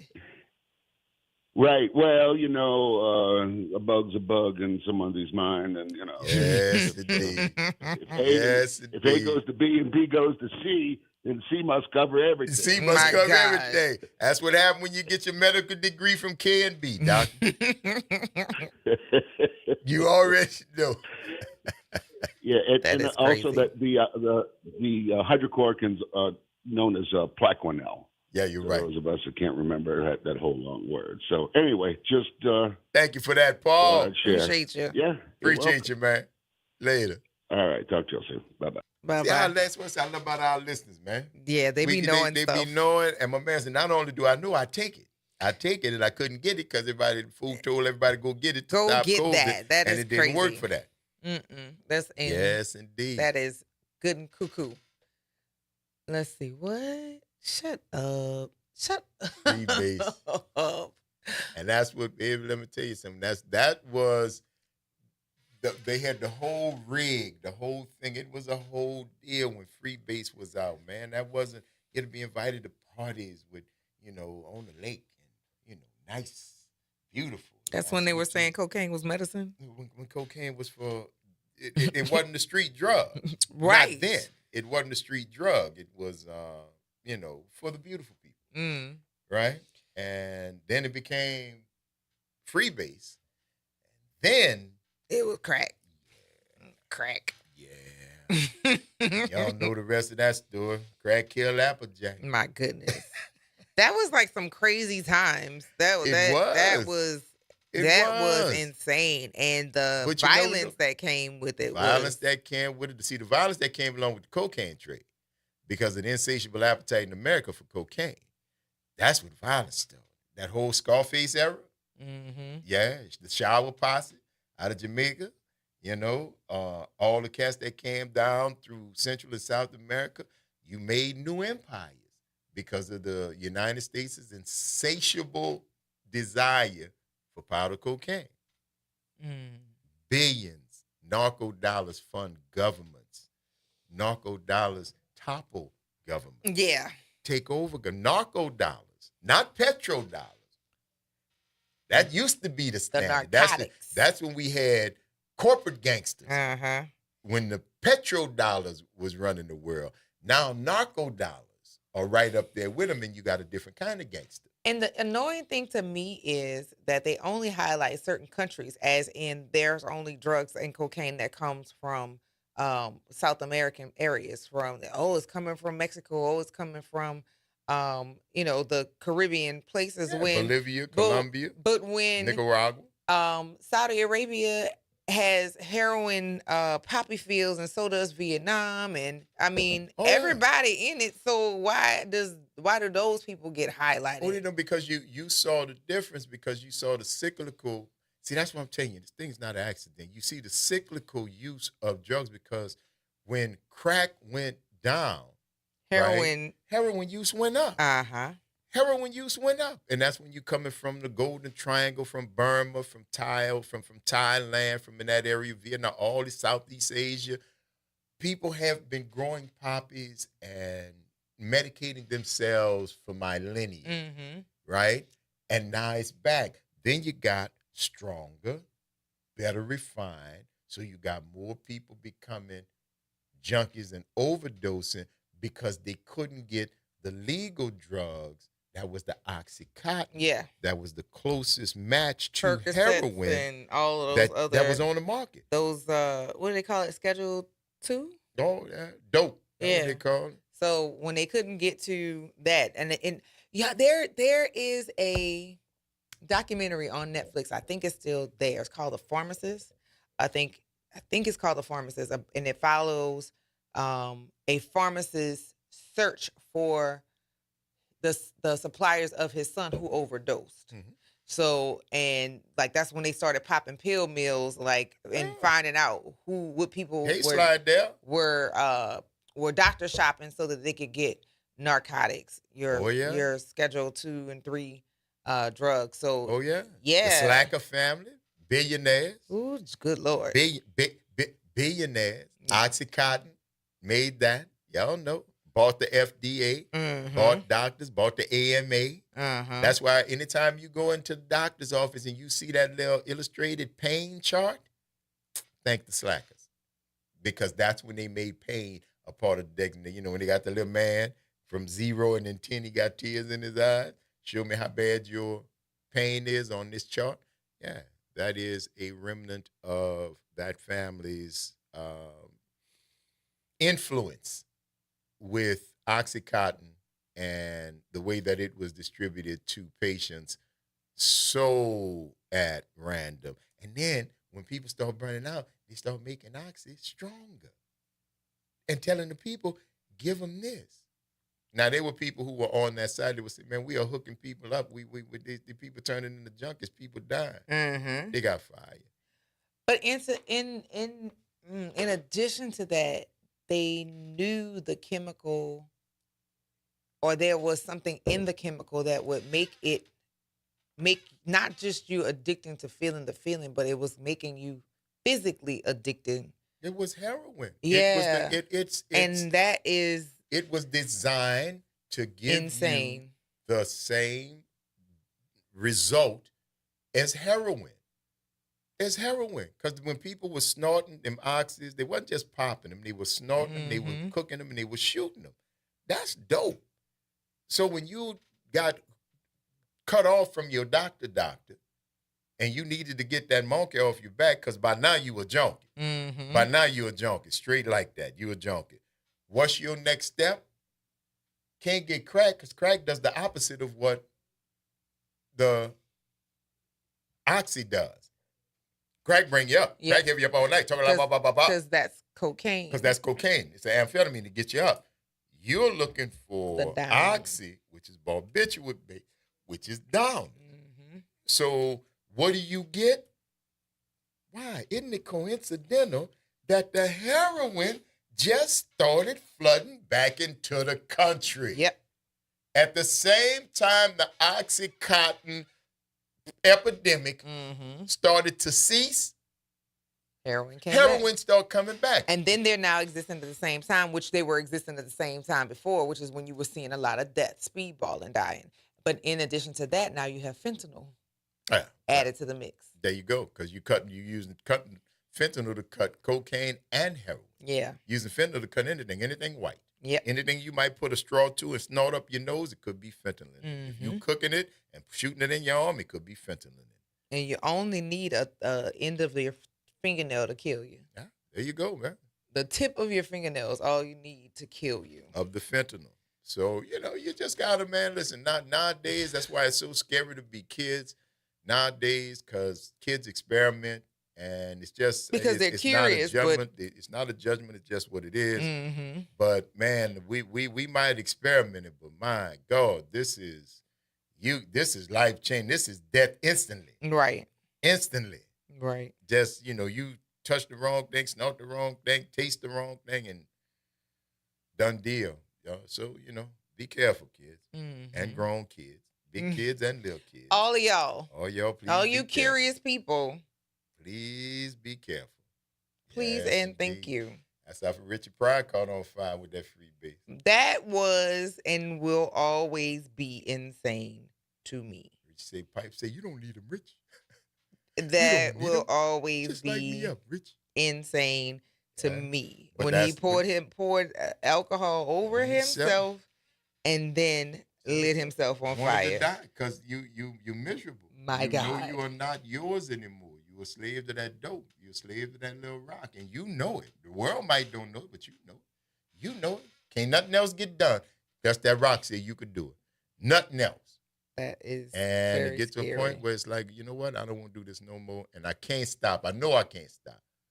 So I'm going to set myself on fire. The minute he set himself on fire, he said, damn, this might not have been This such a might good not have been a good idea.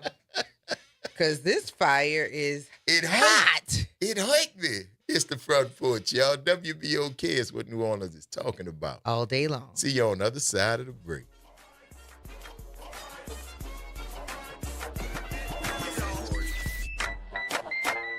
This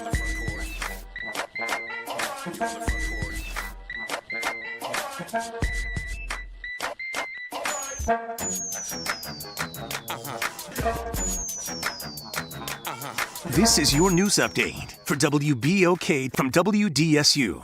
For all your news and weather, watch WDSU News, New Orleans' leader in live, local, late-breaking news. Today at noon and 4 p.m. Partly cloudy skies for today. We are expecting highs 91 to 96 degrees, feeling like the triple digits once again. The other story for us, the rain. We are expecting more storms to arrive in the afternoon. These will once again be hit or miss, so not everyone's going to see them, but if you do see some rain, any of that could be heavy. That could lead to some flash flood issues and a lot of lightning. From the WDSU First Warning Weather Center, I'm Raven Risha.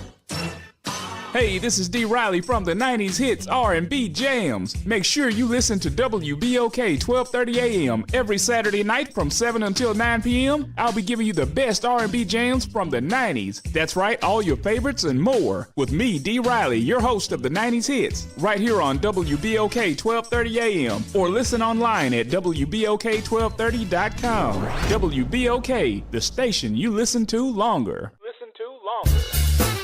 This is Andronika Morris, host of Put Housing First. Join us every Tuesday at 12 o'clock, where we will discuss how housing affects every aspect of our lives and what's necessary, what's needed to guarantee housing for all. Join us every Tuesday at 12 o'clock as we dig down deep onto the issues that affect all of us.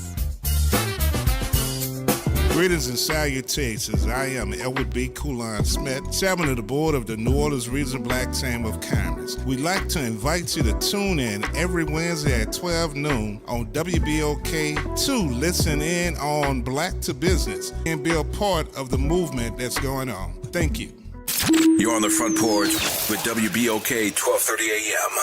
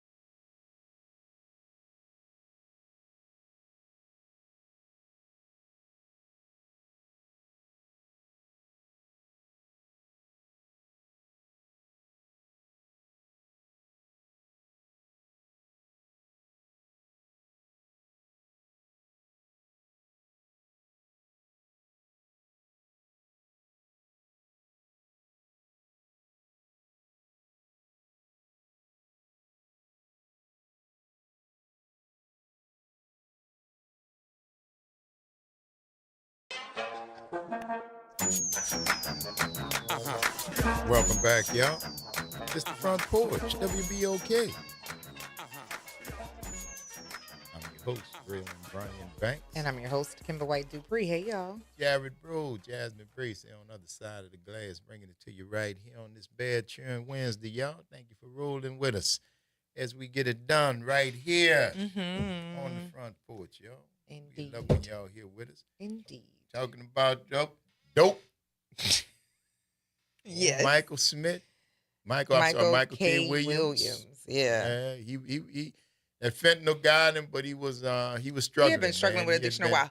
Yeah. Did you see, like, he had been doing this series of like underground activity like in New York. And you know, addiction is a weird thing. Like when you think you got it licked and you put yourself in situations that all can come flooding back. And I think him doing the show, and he did such an amazing job presenting the show. But I think it was a little bit too much because I saw the first season and he was solid. Right. But you could see where it started chipping away at him the more he was in the belly of the beast. So yeah, addiction is an everyday thing. It's an everyday walk. You're never cured. No. There's no such thing as an ex-junkie, Yeah. ex-alcoholic, ex-gambler, none of that. There's no ex.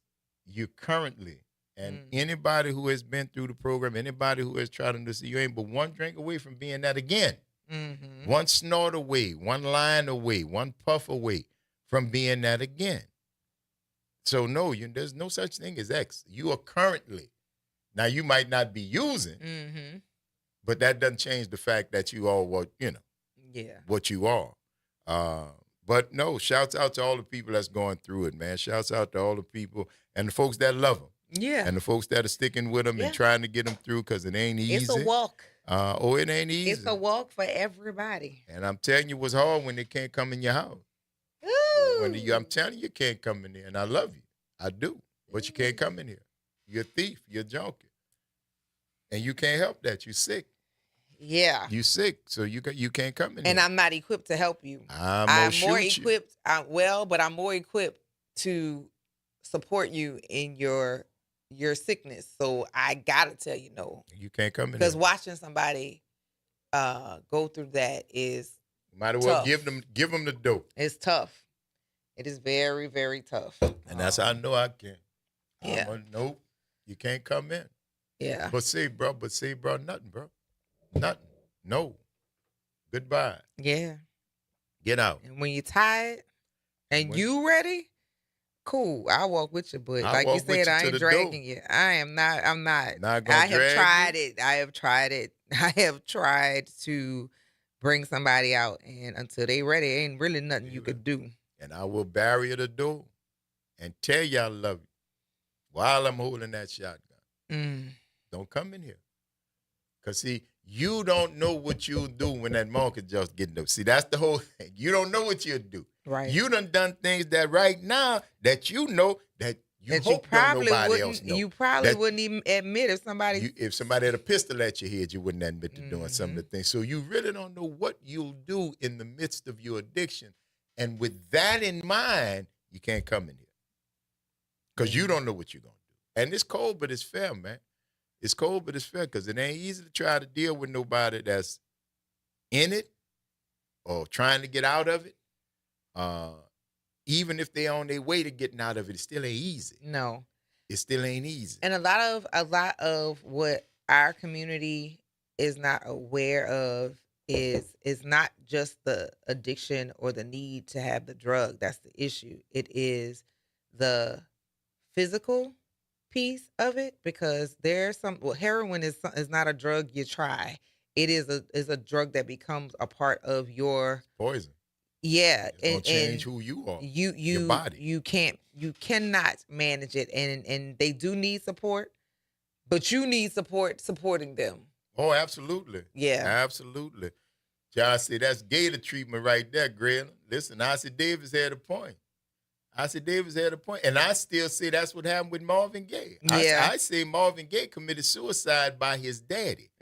That's what I think, because the dope had him, and just like when you saw Gaye in The Jungle Jungle Fever, Fever. you saw Gaye in the Jungle Fever, and Ossie Davis, man, I'm not going through that, bro. You are hooked on something that's got a stronger hold on you than I ever will. And the fact that you scream at your mom, the fact that you violent up in this house, that let me know that ain't you no more. Right. That let me know, that's telling me very clearly that the person I'm dealing with ain't the person I raised. Right. You different now. And that's why not easy to squeeze that one in him, but very necessary. And the man did what he needed to do. He sat down and he listened to my hear you sing. It's the Front Porch, y'all. WBOK is what New Orleans is talking about. All day long. See y'all on the other side of the break.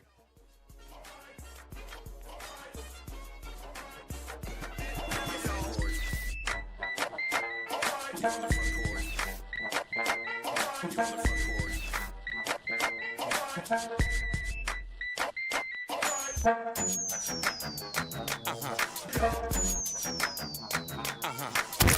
the campus of Xavier University, WBOK Go and Equity Media Station. Step back in time and experience the moments that shaped our world at the National World War II Museum, located in the heart of the Warehouse District in New Orleans. This world-renowned museum brings history to life, telling America's story in the war that changed everything, why it was fought, how it was won, and what it means today. From immersive exhibits to powerful personal stories, this is more than a museum. It's an experience. Plan your visit today at nationalww2museum.org. World War II Museum, where history lives. I'm Bree Wood with BIN News Now. Maine Senate candidate Graham Plattner says he's taking time to reflect after a woman accused him of sexual assault in a report published this week. Any accusation of non-consensual behavior is categorically false. Plattner addressed the allegation in a social media video while also reaffirming his commitment to challenging Republican Senator Susan Collins in the upcoming election.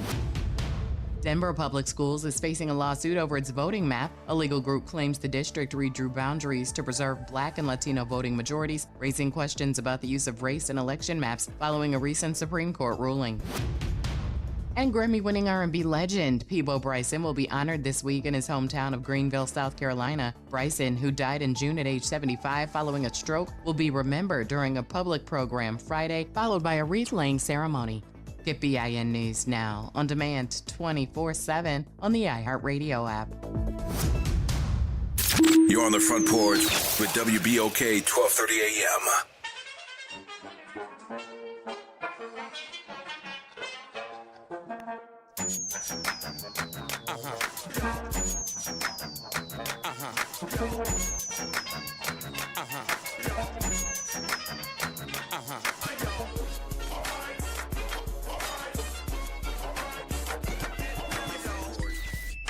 Welcome back, y'all. It's the Front Porch.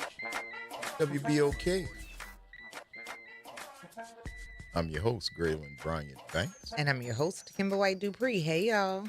Square on the other side of the glass, y'all. Bringing it to you right here on this middle of the week hump day, bad cheering Wednesday. Thank y'all for being with us as we move into this third and final hour of today's episode of the Front Porch, continuing our broadcast from the historic campus of Xavier University, from our studios right here at the foot of the overpass on South Norman C. Francis Parkway. www.wbok1230.com is the address, or hit us up on the talk line. 504-582-9422 is the number. Holler at your people, let us know what's happening. Sam Jackson was just beating his crack addiction during that movie. Yeah, he talked about that. That's why I think he could play Gator so well. Right, because he knew what that was like. Yeah, yeah. My man Lou Gossett too, man, went through a real dark time when he won for Officer and the Gentleman. Really? When he won an Oscar, Best Supporting, for Officer and the Gentleman. And normally in Hollywood, that means that the door's open. Right. Spring wide open. And not so much. Oh, not at all. Not at all. And my man couldn't understand it. Not just not getting no roles, not getting no callbacks. It's like, What's no. going on here? And oh yeah, he turned the blow. He talked about that. He said, just depression and anger and everything else. Disappointment. And he started disappointment. He just started like Richard Pryor line. I should have just bought Peru. Yikes. At least I'd have had a piece of property. Right. You know, but no, man. And he talked about that. But he got, came back up. Whatever his rock bottom was, he made it and he came back up. But he talked about that disappointment and talked about, the unfair treatment of what was happening out there, how any other actor who reached that pinnacle would be set. And his door got slammed shut. But, you got to be careful because we lucky that his foray into that much cocaine didn't take him out. Right. He managed to come back and have a little testimony and tell about what happened and how he got through it, which was beautiful. Sam Jackson the same way. But fame is a fickle mistress. Fame is dope too. Yeah, fame is dope too. That is the thing That's dope too. A lot of people, in success and being recognized, can become a prison for you. That's dope, baby. When Prison. you just start doing anything for that. Yeah. Stephen A. Smith. Ooh. See, I didn't even say anything about him. It don't matter. But see, what I'm saying, I'm just telling you, it becomes dope. You got a little. They offered you more. Got a taste of that more.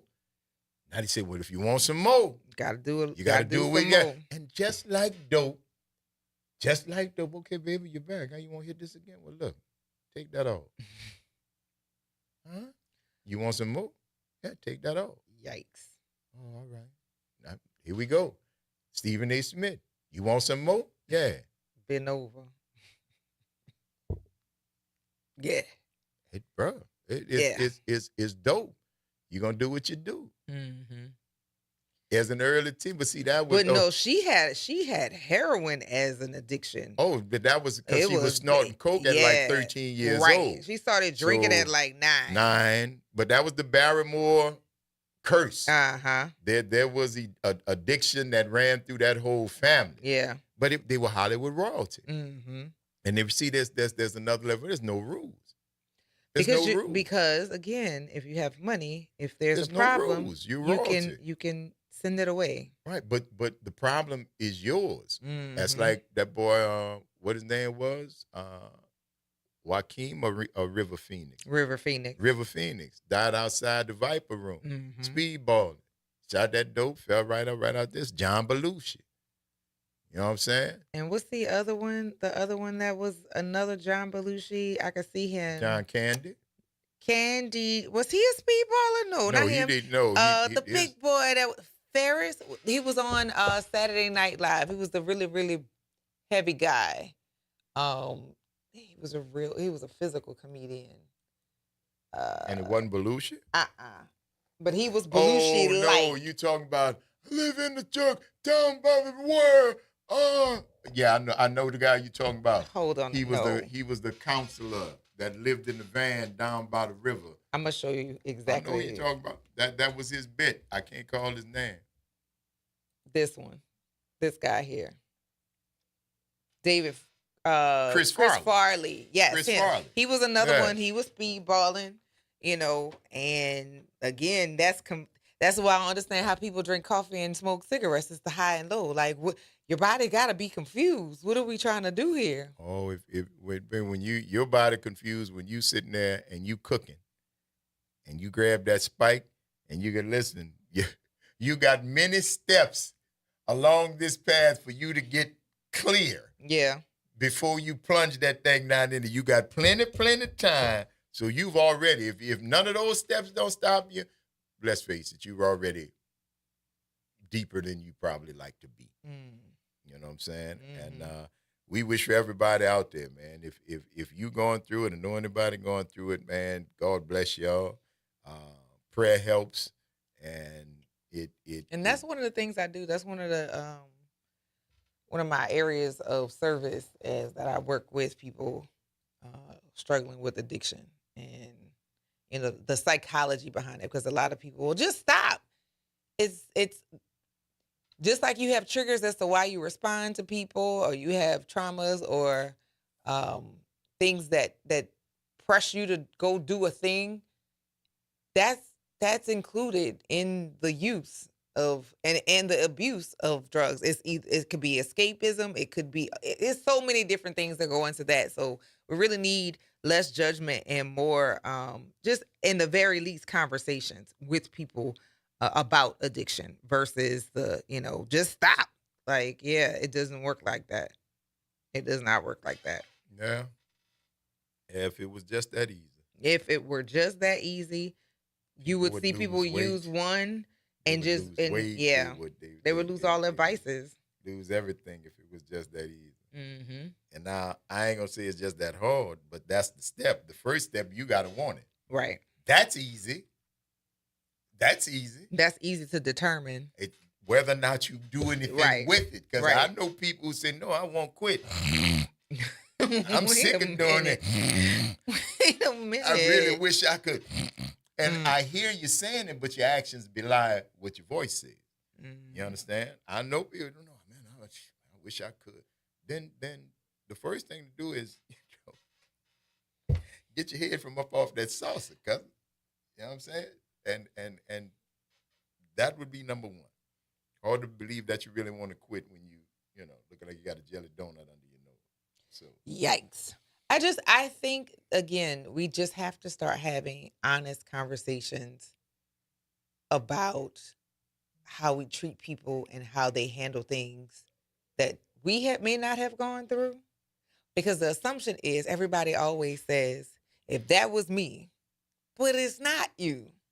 If that was me, I would have. I'd love to hear if that was you, what? You would handle it better? Yeah, if that was you, what? That's that part. You would be less of a junkie.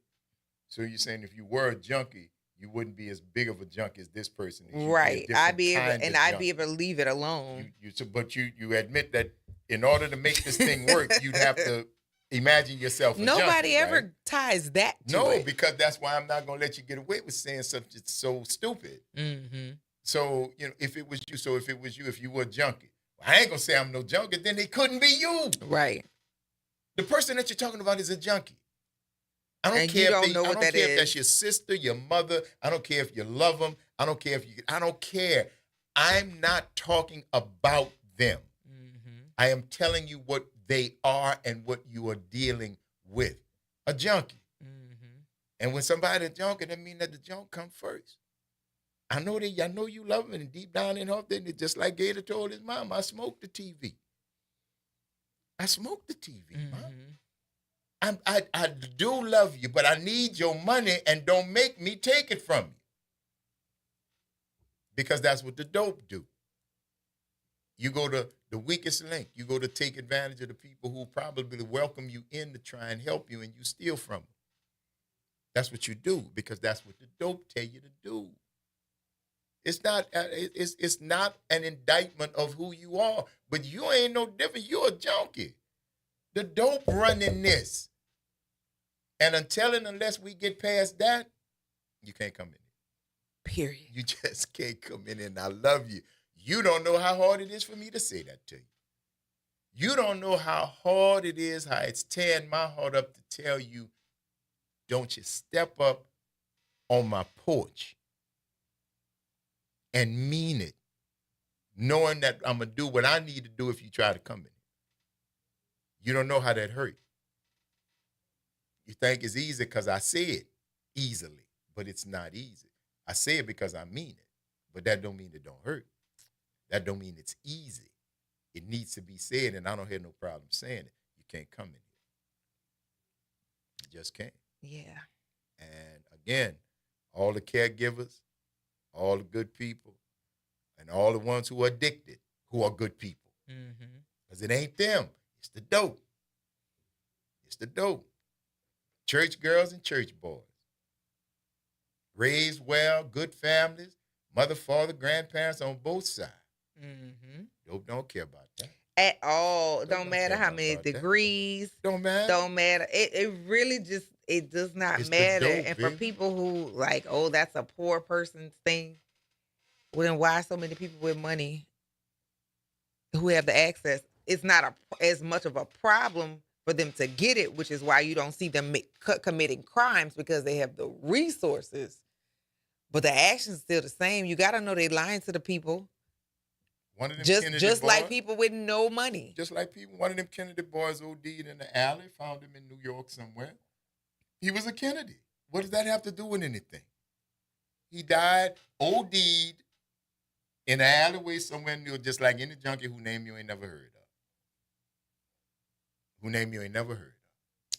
And actually, with resources, you're going to be who you were with or without the resources.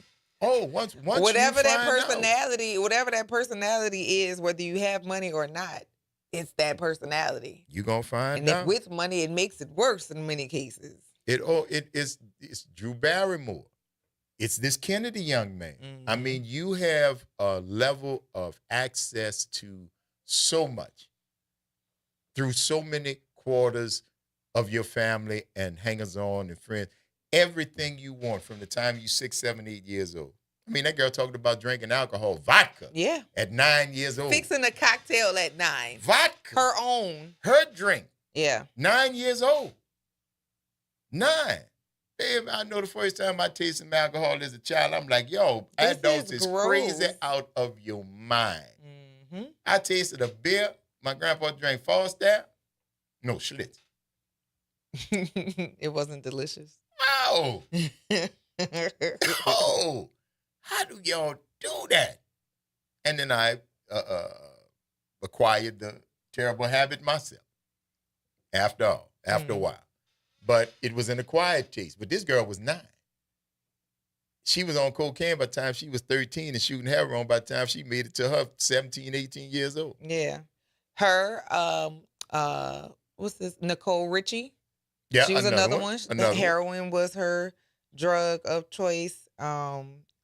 Mary J. Blige has spoken about her cocaine uses. Again, when she didn't have no money, it was hard to get to. When she had money, it was easy to run through. Mike Tyson. Money makes you, if you already have those addictive behaviors, it's going to exacerbate it. And that's right. Again, when we're talking about ableism, y'all think because y'all don't see the exceptionalities of people that everything is cool. Y'all don't know what they're dealing with behind but you never the know. scenes. So you never know. And you won't. We really need to continue having conversations about this, like for real, for real. Yeah, you're not going to know what people are going through, man. You're only going to see what they want you to see. You're never going to see what's actually going on unless they want you to see what's actually going on. And sometimes by the time you find out what's actually going on, it's too late. It's too late. And remember we had Taylor. It's going to come to me, but we had the attorney. His last name is Taylor. Okay. We had him on last year to talk about his recovery because of the alcohol that he had been consuming. And he talked about how much money he was able to save. The fact that, he was blacking out and all of those other things. And to be able to talk about it on the other side, Oh, yeah. But see, that's a junkie too. Correct. See, alcohol is junk. That's one of the worst things. All you cigarette smokers, junkie. You can't quit your junkie. It's not a judgment. It just is. It's not a judgment. But just like I do, if you can't quit, it just is, man. It just is. If you got to it, not because you want to, I have to do this, I need a drink, okay. Well, you know what that means, right? It's got you. I ain't no junkie. You prefer alcoholic? What would you prefer? See, because junk is a catch-all. You need. The junk is a catch-all. All of it's junk. If it's got you to that point, it's all junk. It's all junk. Now, I know when there's time when street language used to just be heroin was junk. That's why you got people got called heroin, called junkies, right? But junk is anything, man. Junk is cigarettes, junk is alcohol, junk is the casino, junk is them chips in your hand. Food, yeah. Food, all of that, man. All of that. All of that is junk. All of that is junk. So if you can't cut any of that aforementioned list, junkie. All right. Y'all say I hate liquor till this day because I tasted it as a child. My first taste was Coy beer. You poor thing. Oh, What kind of beer? Coy. What's that? Oh, one of the. It's like a penny beer or something like that. Oh, I think you probably get change from a penny for a Yikes. Coy. Oh my God! No, that was some horrible beer, nephew. That was some horrible beer. The beer that they used to sell that only had beer on the can, the generics. It was a yellow can that had BEER. The one they used to sell in Schwegman. That's beer.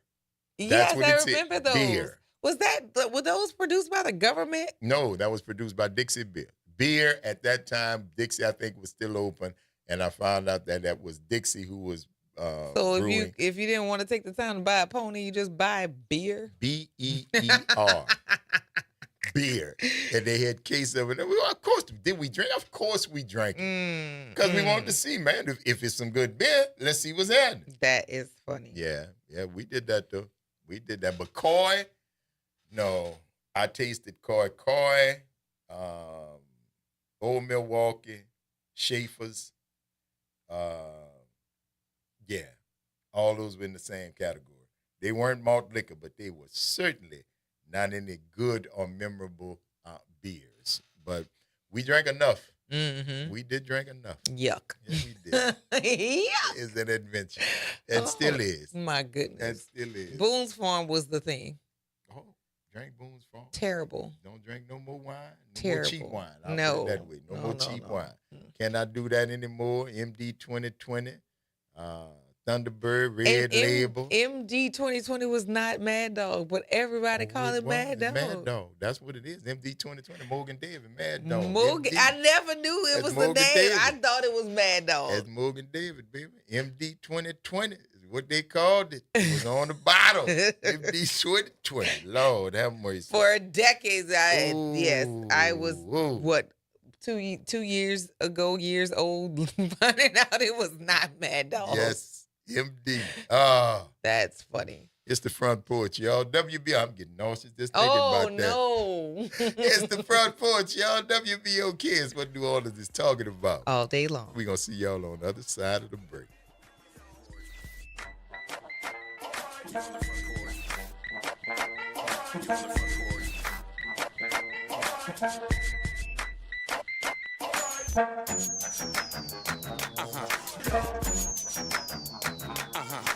Good Wednesday morning. I'm Daryl Forges with WDSU News, and here's your headlines. Happening now, New Orleans police are looking for leads after a deadly shooting in the 7th Ward. It happened around 8 p.m. last night at the intersection of North Rocheblave and Allen Streets. The victim died at the scene. We're working to learn what led to the shooting and if a suspect is in custody. If you have any information that can help police, call Crime Stoppers. You know the number. It's 504-822-1111. Today, New Orleans leaders are set to make an announcement about a new economic development project in the East. Mayor Helene Moreno, Councilmember Jason Hughes, and other leaders will launch the New Orleans East Investment and Job Corridors. The goal is to make the East a hub for job creation and advanced industry. Mid-City residents pressing developers over the soon-to-be demolished Lindy Boggs Hospital. 1 year from now, the site will be transformed into a stormwater retention facility.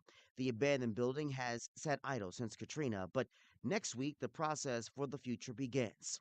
Lindy Boggs has a long history serving the community going back by about a century. And a beloved West Bank cafe will close its doors for good, becoming the latest in a string of closures across the area.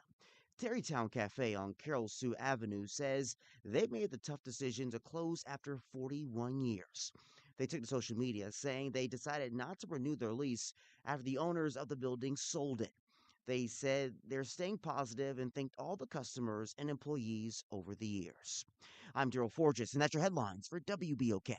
Have a great day. Hey, everybody, it's Graylin Bryant Banks. And Kimber White Dupree. From the Front Porch, y'all. You know how we do. Every Monday, it's Movie Monday. And Tuesday, it's Trivia Tuesday. And y'all know we have nothing but bad cheering coming through here on Wednesday. But stick with us. On Thursday, we travel. That's right. And Friday's Free Your Mind Friday, so get your brass up. Something on your mind? Want to get it off your chest? Holla at your people. WBOK 1230 AM, station you listen to all day long. The New Orleans Jazz and Heritage Foundation is the nonprofit organization that owns the New Orleans Jazz and Heritage Festival, presented by Shell.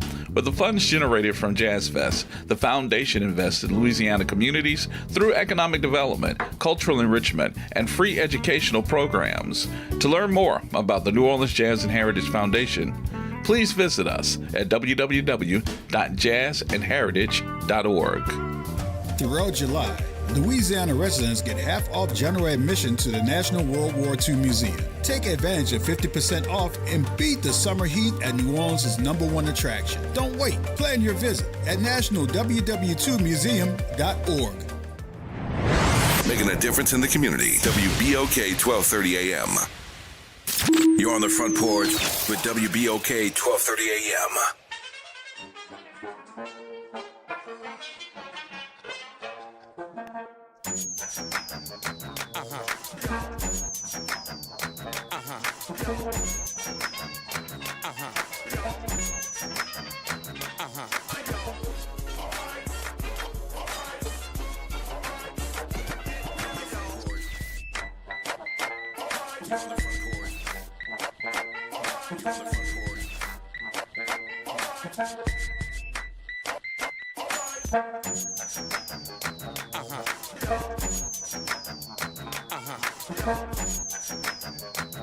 Welcome back, y'all. This is the Front Porch, WBOK. I'm your host, Graylin Bryant Banks. And I'm your host, Kimber White Dupree. Hey, y'all. Jared, Jasmine, on the other side of the glass, y'all, right here on this Bad Cheering Wednesday as we rolling right along. Thank y'all for rolling with us. Always good to have you here, y'all. Absolutely. And we are looking at, trying to see if we're going to get the docs on here. You know they're very busy. Mm-hmm. Especially with the new baby. New baby and here. And then the other baby doing other stuff. So, yeah, everybody's got a baby. You get a baby. You get a baby. Not me, though. Not me. You the one spoke it up, man. Man, be careful. My God. You know how stuff happened on this porch. Listen, y'all would have to get my padded room ready. Because, yeah, ain't no way. Not another. So we're going to do a GoFundMe for a padded room? If we had charity, you'd have one already. We're going to do a GoFundMe for a padded room. I can't even make sense of that happening to me. So, my God, cannot at Would be all. A beautiful thing. Seeing the baby Jesus. No, my Jesus. God. Cannot. I would raise another baby. Just another one cannot come from this vessel. Oh, all right. Yeah. No, I would definitely raise another baby. I love children. And if I committed to that, I would. I really, really would do it. But not another vessel is coming from this vessel at all.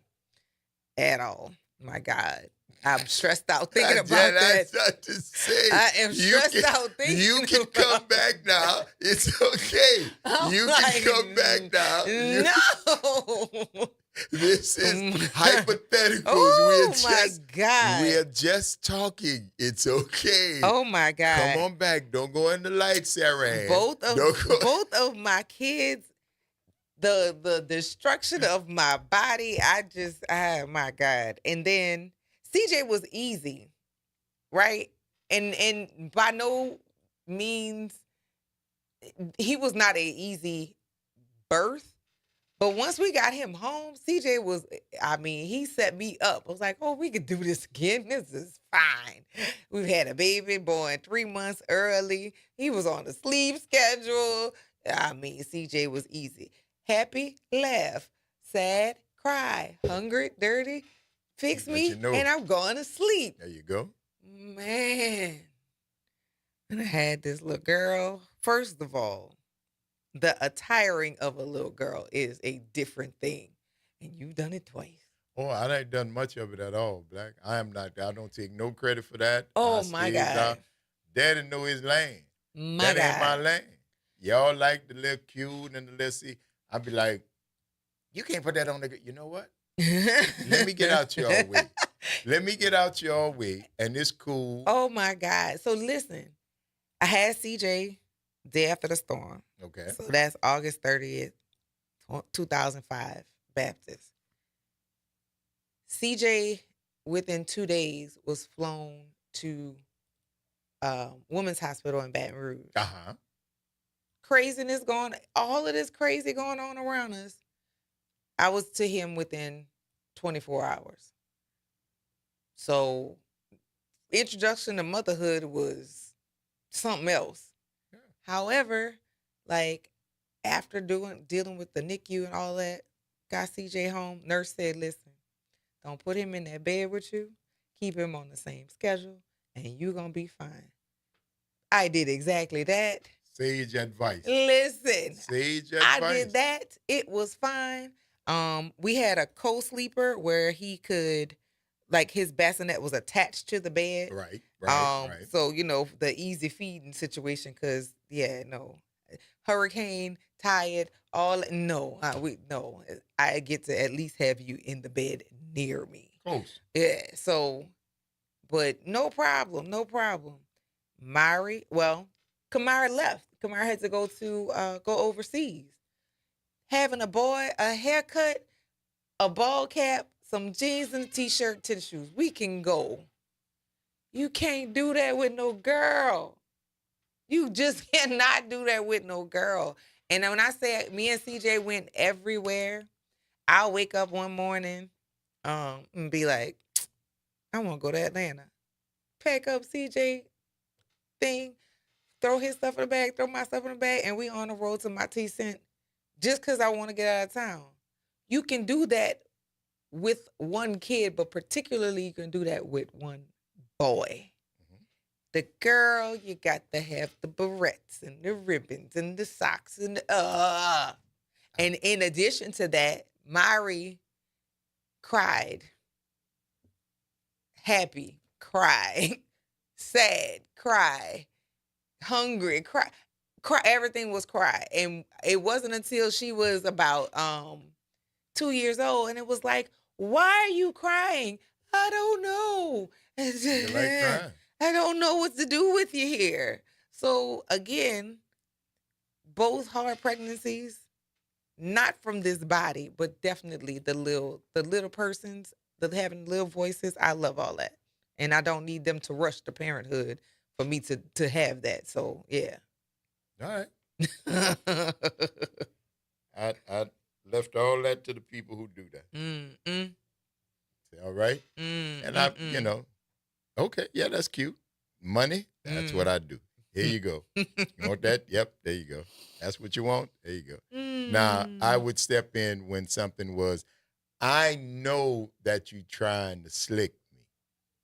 I know that you have not asked your mother, your aunt, or your grandmother, could you wet her?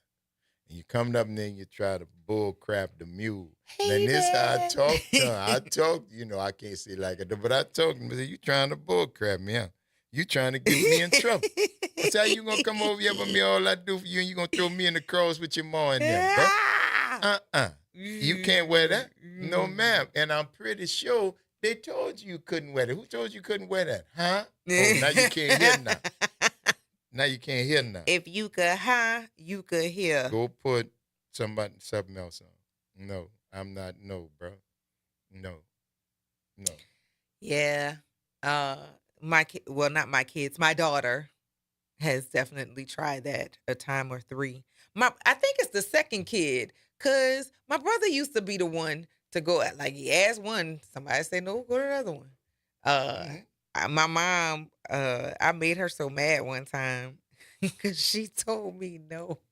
And I told her, I'm going to go ask my dad. She was so mad at me. I can see her face right now because, again, My daddy was Superman. My daddy was Superman. So my daddy was the override. Listen, you said no problem. I'm telling you, I'm going to see the man. Yeah. Oh, she was so mad at me. There you That go. was the funniest thing ever.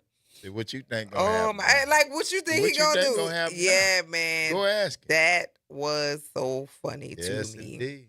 Yes, indeed. That was I used to hilarious. get, I'm like, bro, just because I don't get involved with that stuff, don't think I don't know what's happening. No. Come on now, bro. It's me. Look who you're talking to. Look who you're talking to.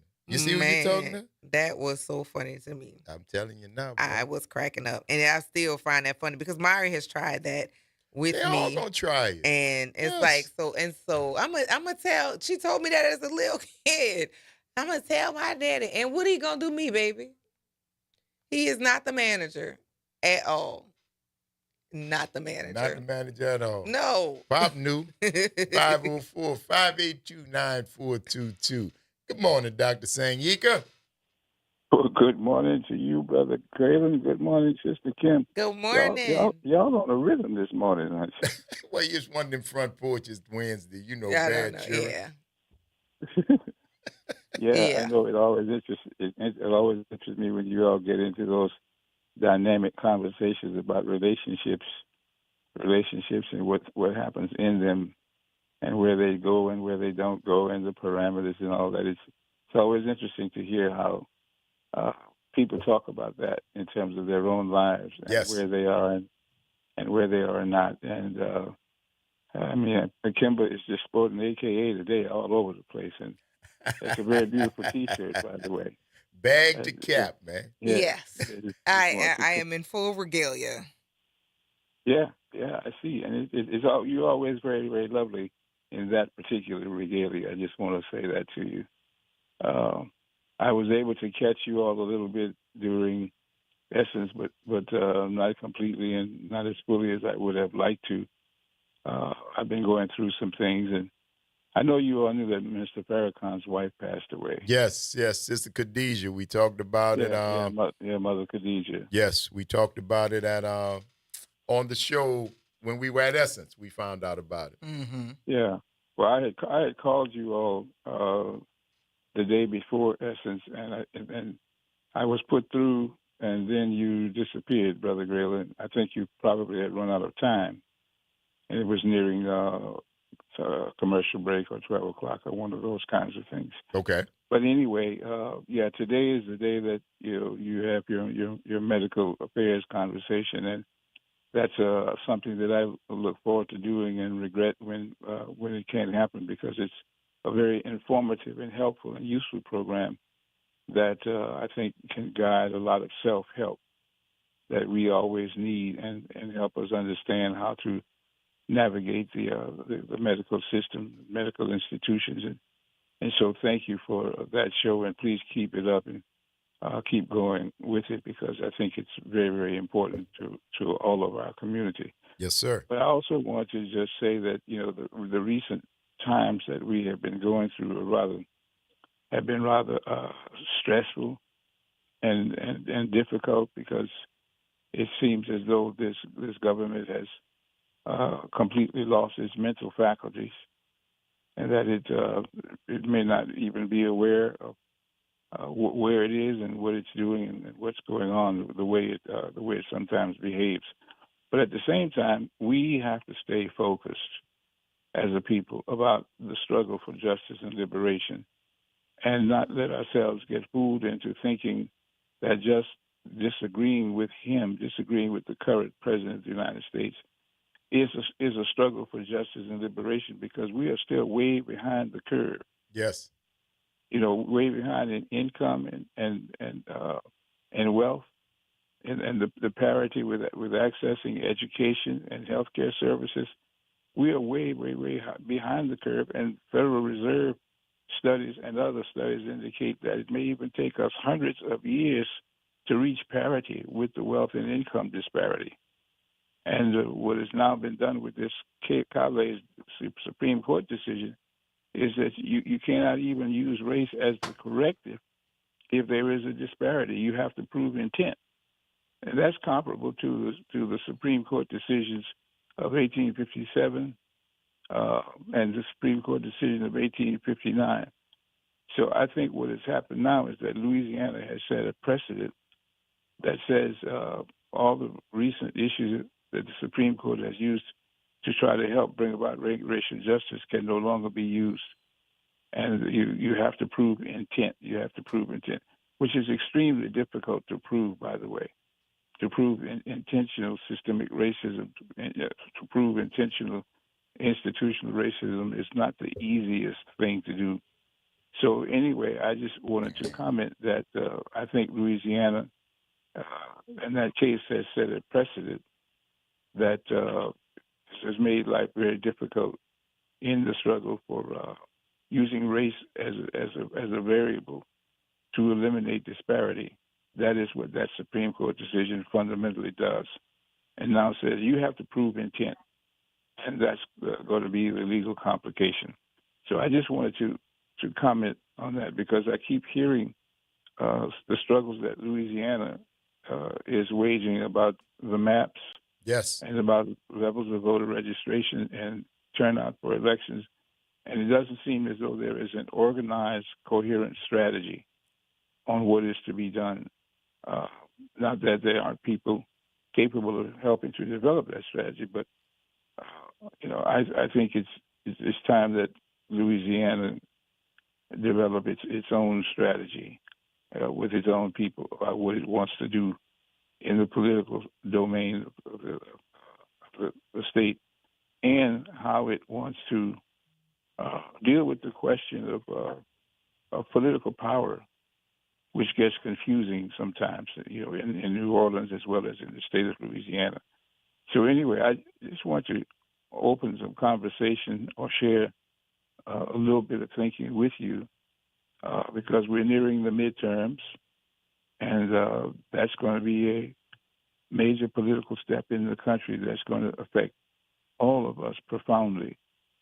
And certainly we are hoping and anticipating that we will win back the House and perhaps even take the Senate and put a check on accountability on the power and authority of the executive branch. Hopefully that's what the midterm outcomes will be. We shall see what that shall look like. Yes, sir. But anyway, I just want to share a little bit of conversation with you all, as I am prone to sometimes do, and love to engage your responses in the midst of the other banter that you all sometimes engage in. That's a little lighter and easier. So I just want to share some of that thinking and hear any responses that you may share. Yes, sir. Where you think things are and where we should go. Thank you for that, Thank Doc. you for that, Doc. Always a pleasure, man. Yeah. Well, all right. It's always a pleasure to hear what you all have to say when you choose to engage in that level of conversation as well. So whenever you get ready to schedule some time to discuss some of these issues a little bit, I would appreciate hearing. Oh, you're going to hear from us first, man. Absolutely. Yeah. All right. So all right, anyway, all right, Doc. Keep being the front porch for all of us. We still enjoy the work that you all do, and we enjoy your show very, very much. And we look forward to continuing to listen to the show. And I still listen to what happens on Tuesday. I don't even try to call in.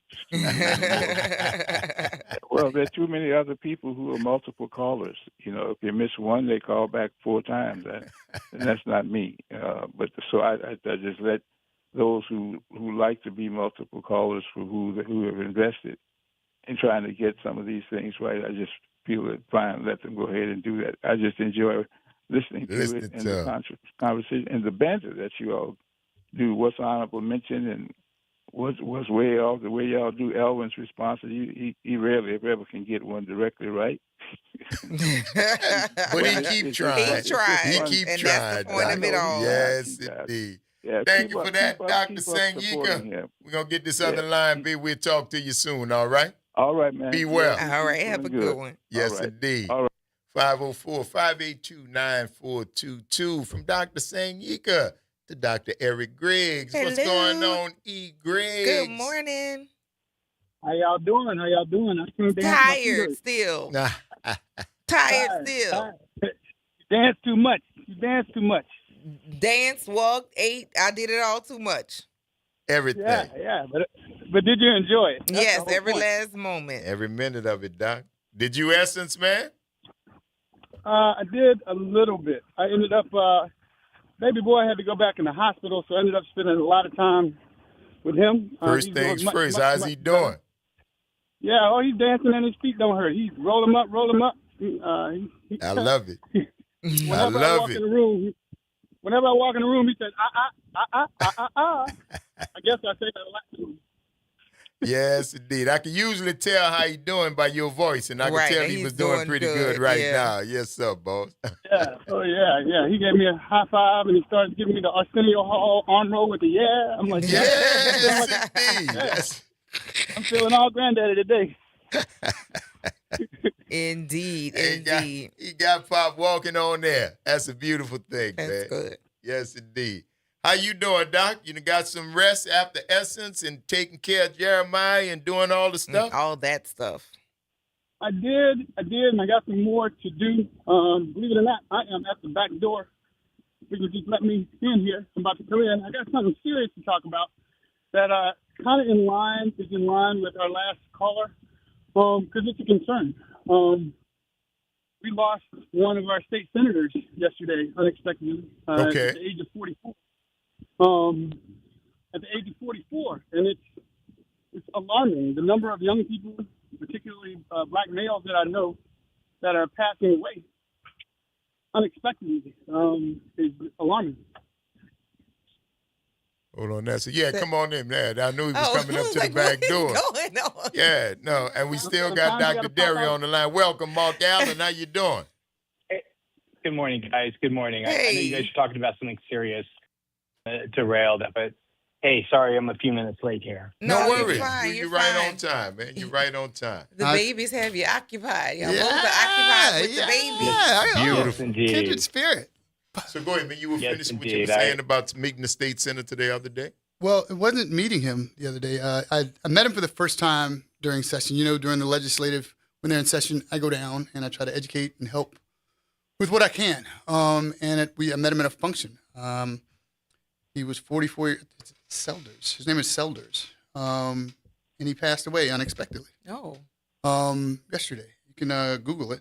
I'm just alarmed at the number of African-American males that I know of that are having heart attacks. In the midst of the Essence, my uncle that raised me called him, got a call last Thursday.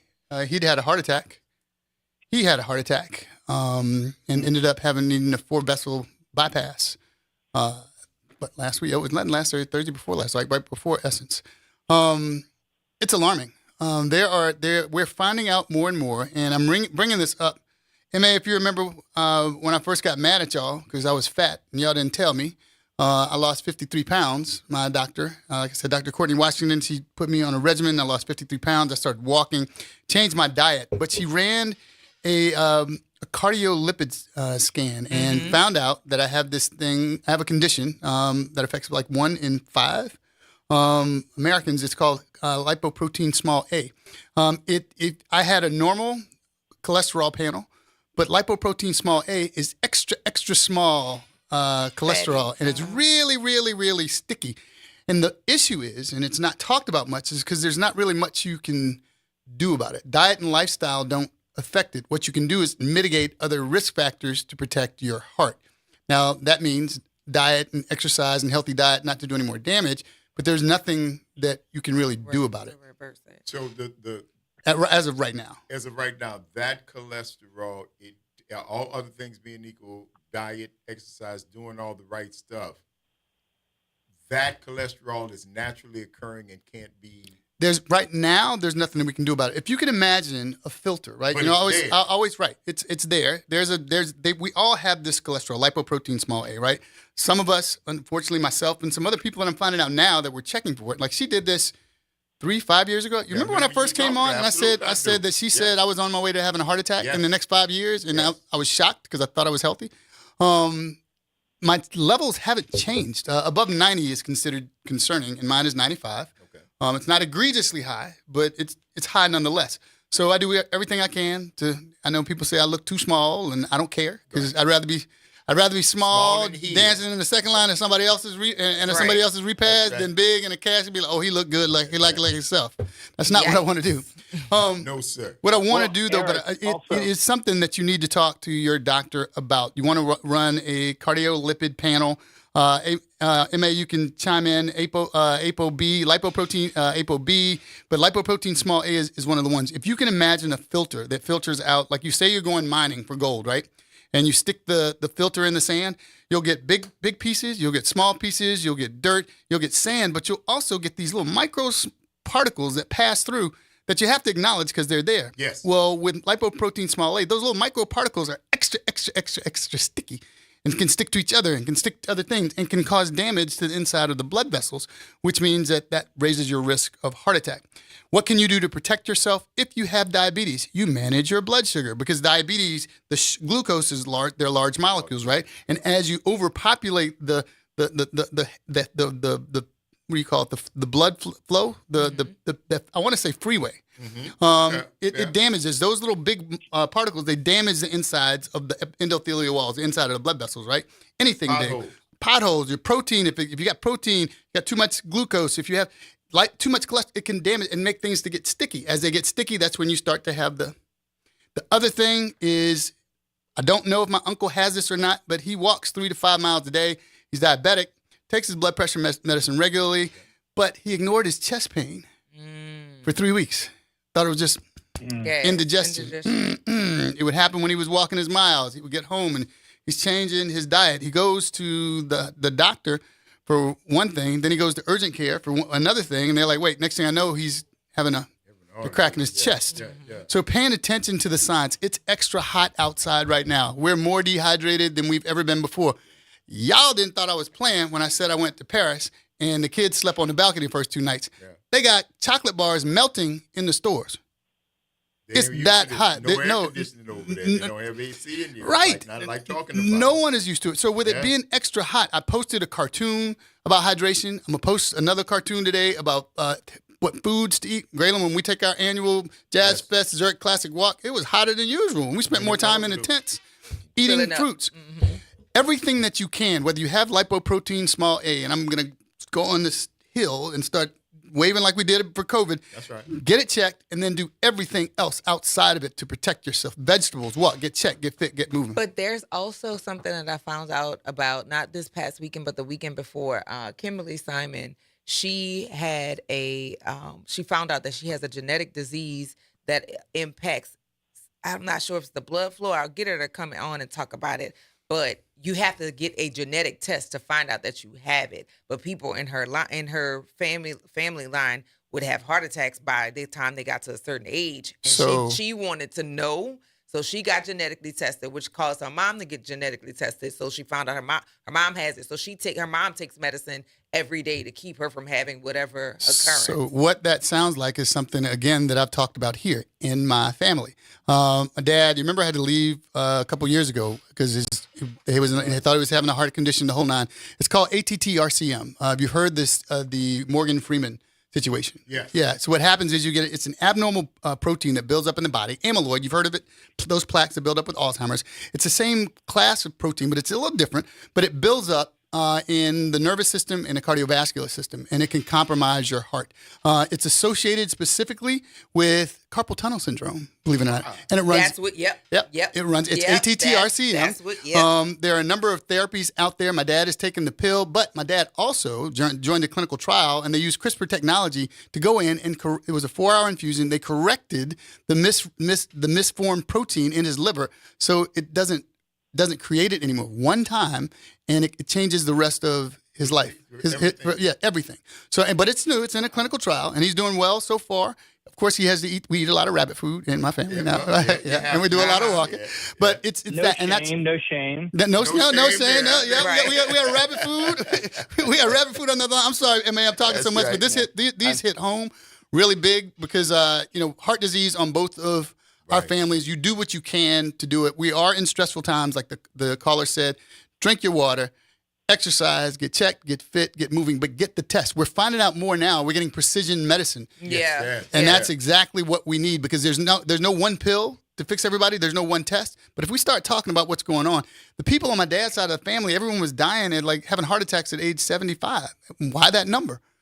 We probably, and we've tested people in our family, they do have the trait for that same, the ATTRCM. Right. Yeah, I just texted her. I had to be tested for it. My sister needs to be tested for it because it's autosomal dominant, meaning that I have a 50, if you get it from one parent, I have a 50-50 chance of having it. Luckily, I did not.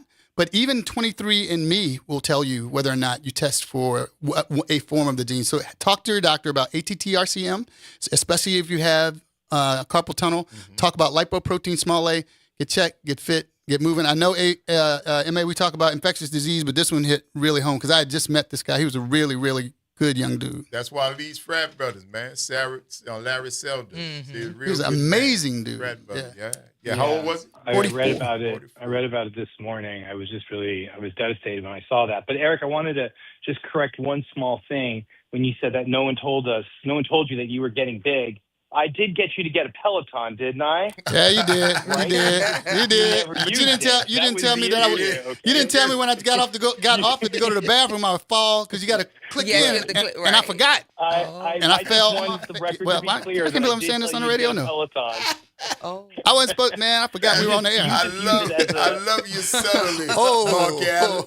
You're very subtle. He's very subtle. No, you're not fat. Here go this Peloton. Here's a solution. We're going to talk about it. I just want to give you something. But you're not fat.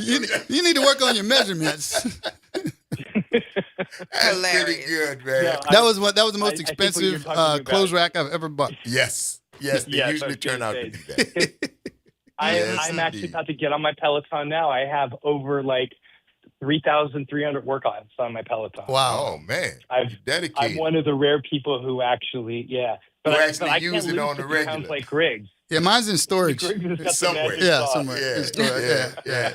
You didn't see that fall. You didn't feel that fall. You're not supposed to fall. You let that stop you? Yes. What? You don't seem to understand. Want to be up there from the first beginning.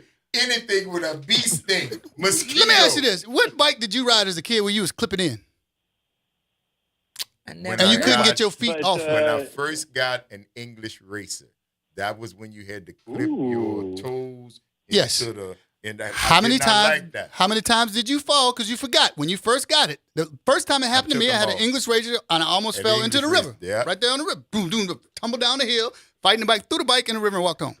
Oh, what I would do to be able to see that video. What? Oh, you don't seem to understand. Other people stop to laugh. They say, "Are you okay?" As soon as I said I was okay, they went, "Bah!" I left the bike. They at least asked if you were okay. Ain't nobody asked me that when I fell at home. Yes, indeed. But anyway. I still like the fact that you actually gave it to him, Mark. And no matter where it is now, your heart was in the right place. That's interesting. That's exactly right. So, and it's still available for you to use, Eric. It's still... I love the Peloton workout. Yeah, you hold it there for me. His is brand new. Yeah, it's good. It's good. Yeah, that's right, dude. Yours is worth good amount of money, man. I think I could see you. You've only used it 6 times. That's 5. Worth quite. I might have to take it off your hand. Yeah, well, if we can find it. It might be in the river too by now. Never mind. But doing those things, the laughing and not taking ourselves too seriously. At no point, as a matter of fact, I was reading an article about our state senator that passed away. Yes. They said they had just seen him over Essence Festival weekend. Yeah. So, I mean, it's like that. It's that quick. Gina Brown. Gina Brown. Right. So Gina. Just telling people there are certain, I've had so much happen in the last couple of years that I haven't accepted certain things. Gina Brown and Kobe Bryant. Yes, sir. I see the reels. I see all this stuff, and I just in my mind it hadn't hit me because I'm not ready to grieve that yet. No, I get that. I get it. Because when people say they saw a ball over the weekend, I know I saw the night before, and less than 24 hours later.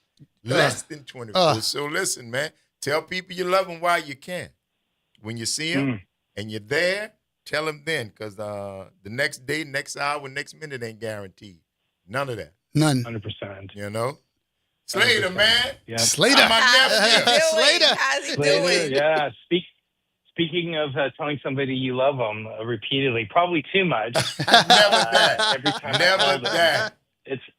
it's hard not to pick him up and look at him and just be like, "I love you, beautiful little Slater boy." If your mom will let you. If mama will, yes, if your mom will let you.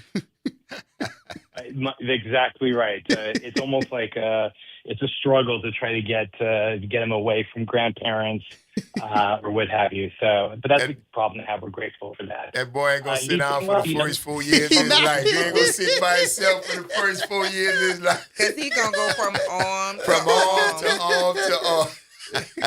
That's exactly right. And That's pretty again, good, that's a good problem to have. But the struggle is real, man. Waking up every couple hours, he's finally reaching a pattern. Yes. Where every 2 hours, every 3 hours, he's waking up. He's looking for to be fed. Liana, thankfully, my wife is very fortunate to be able to provide. So we're exclusively breastfeeding, which was really important to us. Mm-hmm. And so he's able, at least for us, we're grateful and privileged to be able to do that. I know that not all families are able to, so that was something that we were able to do. So, we wake up several times in the middle of the night. The routine is I get up, I change them, kind of soothe them a little bit. Liana feeds them, and we soothe them and put them back to bed, and then we try to get some sleep again. A couple hours later, wake up, and we just do the whole thing over again. All over again. Repeated process. But here's the thing: is I wake up every time Liana wakes me up and says, "Hey, please go change them." And there's not always a please. It's usually some other words that are mixed in after I've tried to delay not getting up for a second. It's Train them more early. of a nudging and a kicking. But every time I do get out of bed, the one thing that I say to myself, it's almost like a mantra, which is, there will be one day that I will miss this. You better believe there will. It goes fast. It will never be you this better be small that again. time, baby. Time is Father Time is undefeated. Believe me. Very quickly. Yeah. Mark Allen Derry, Dr. Eric Griggs, thank you guys, man. We always appreciate you. Always good to catch up with you, and we look forward to doing it again next week, all right? Thank you, guys. Thank you. Doing it again next week. Maybe not. I don't know. I'll be assuming things.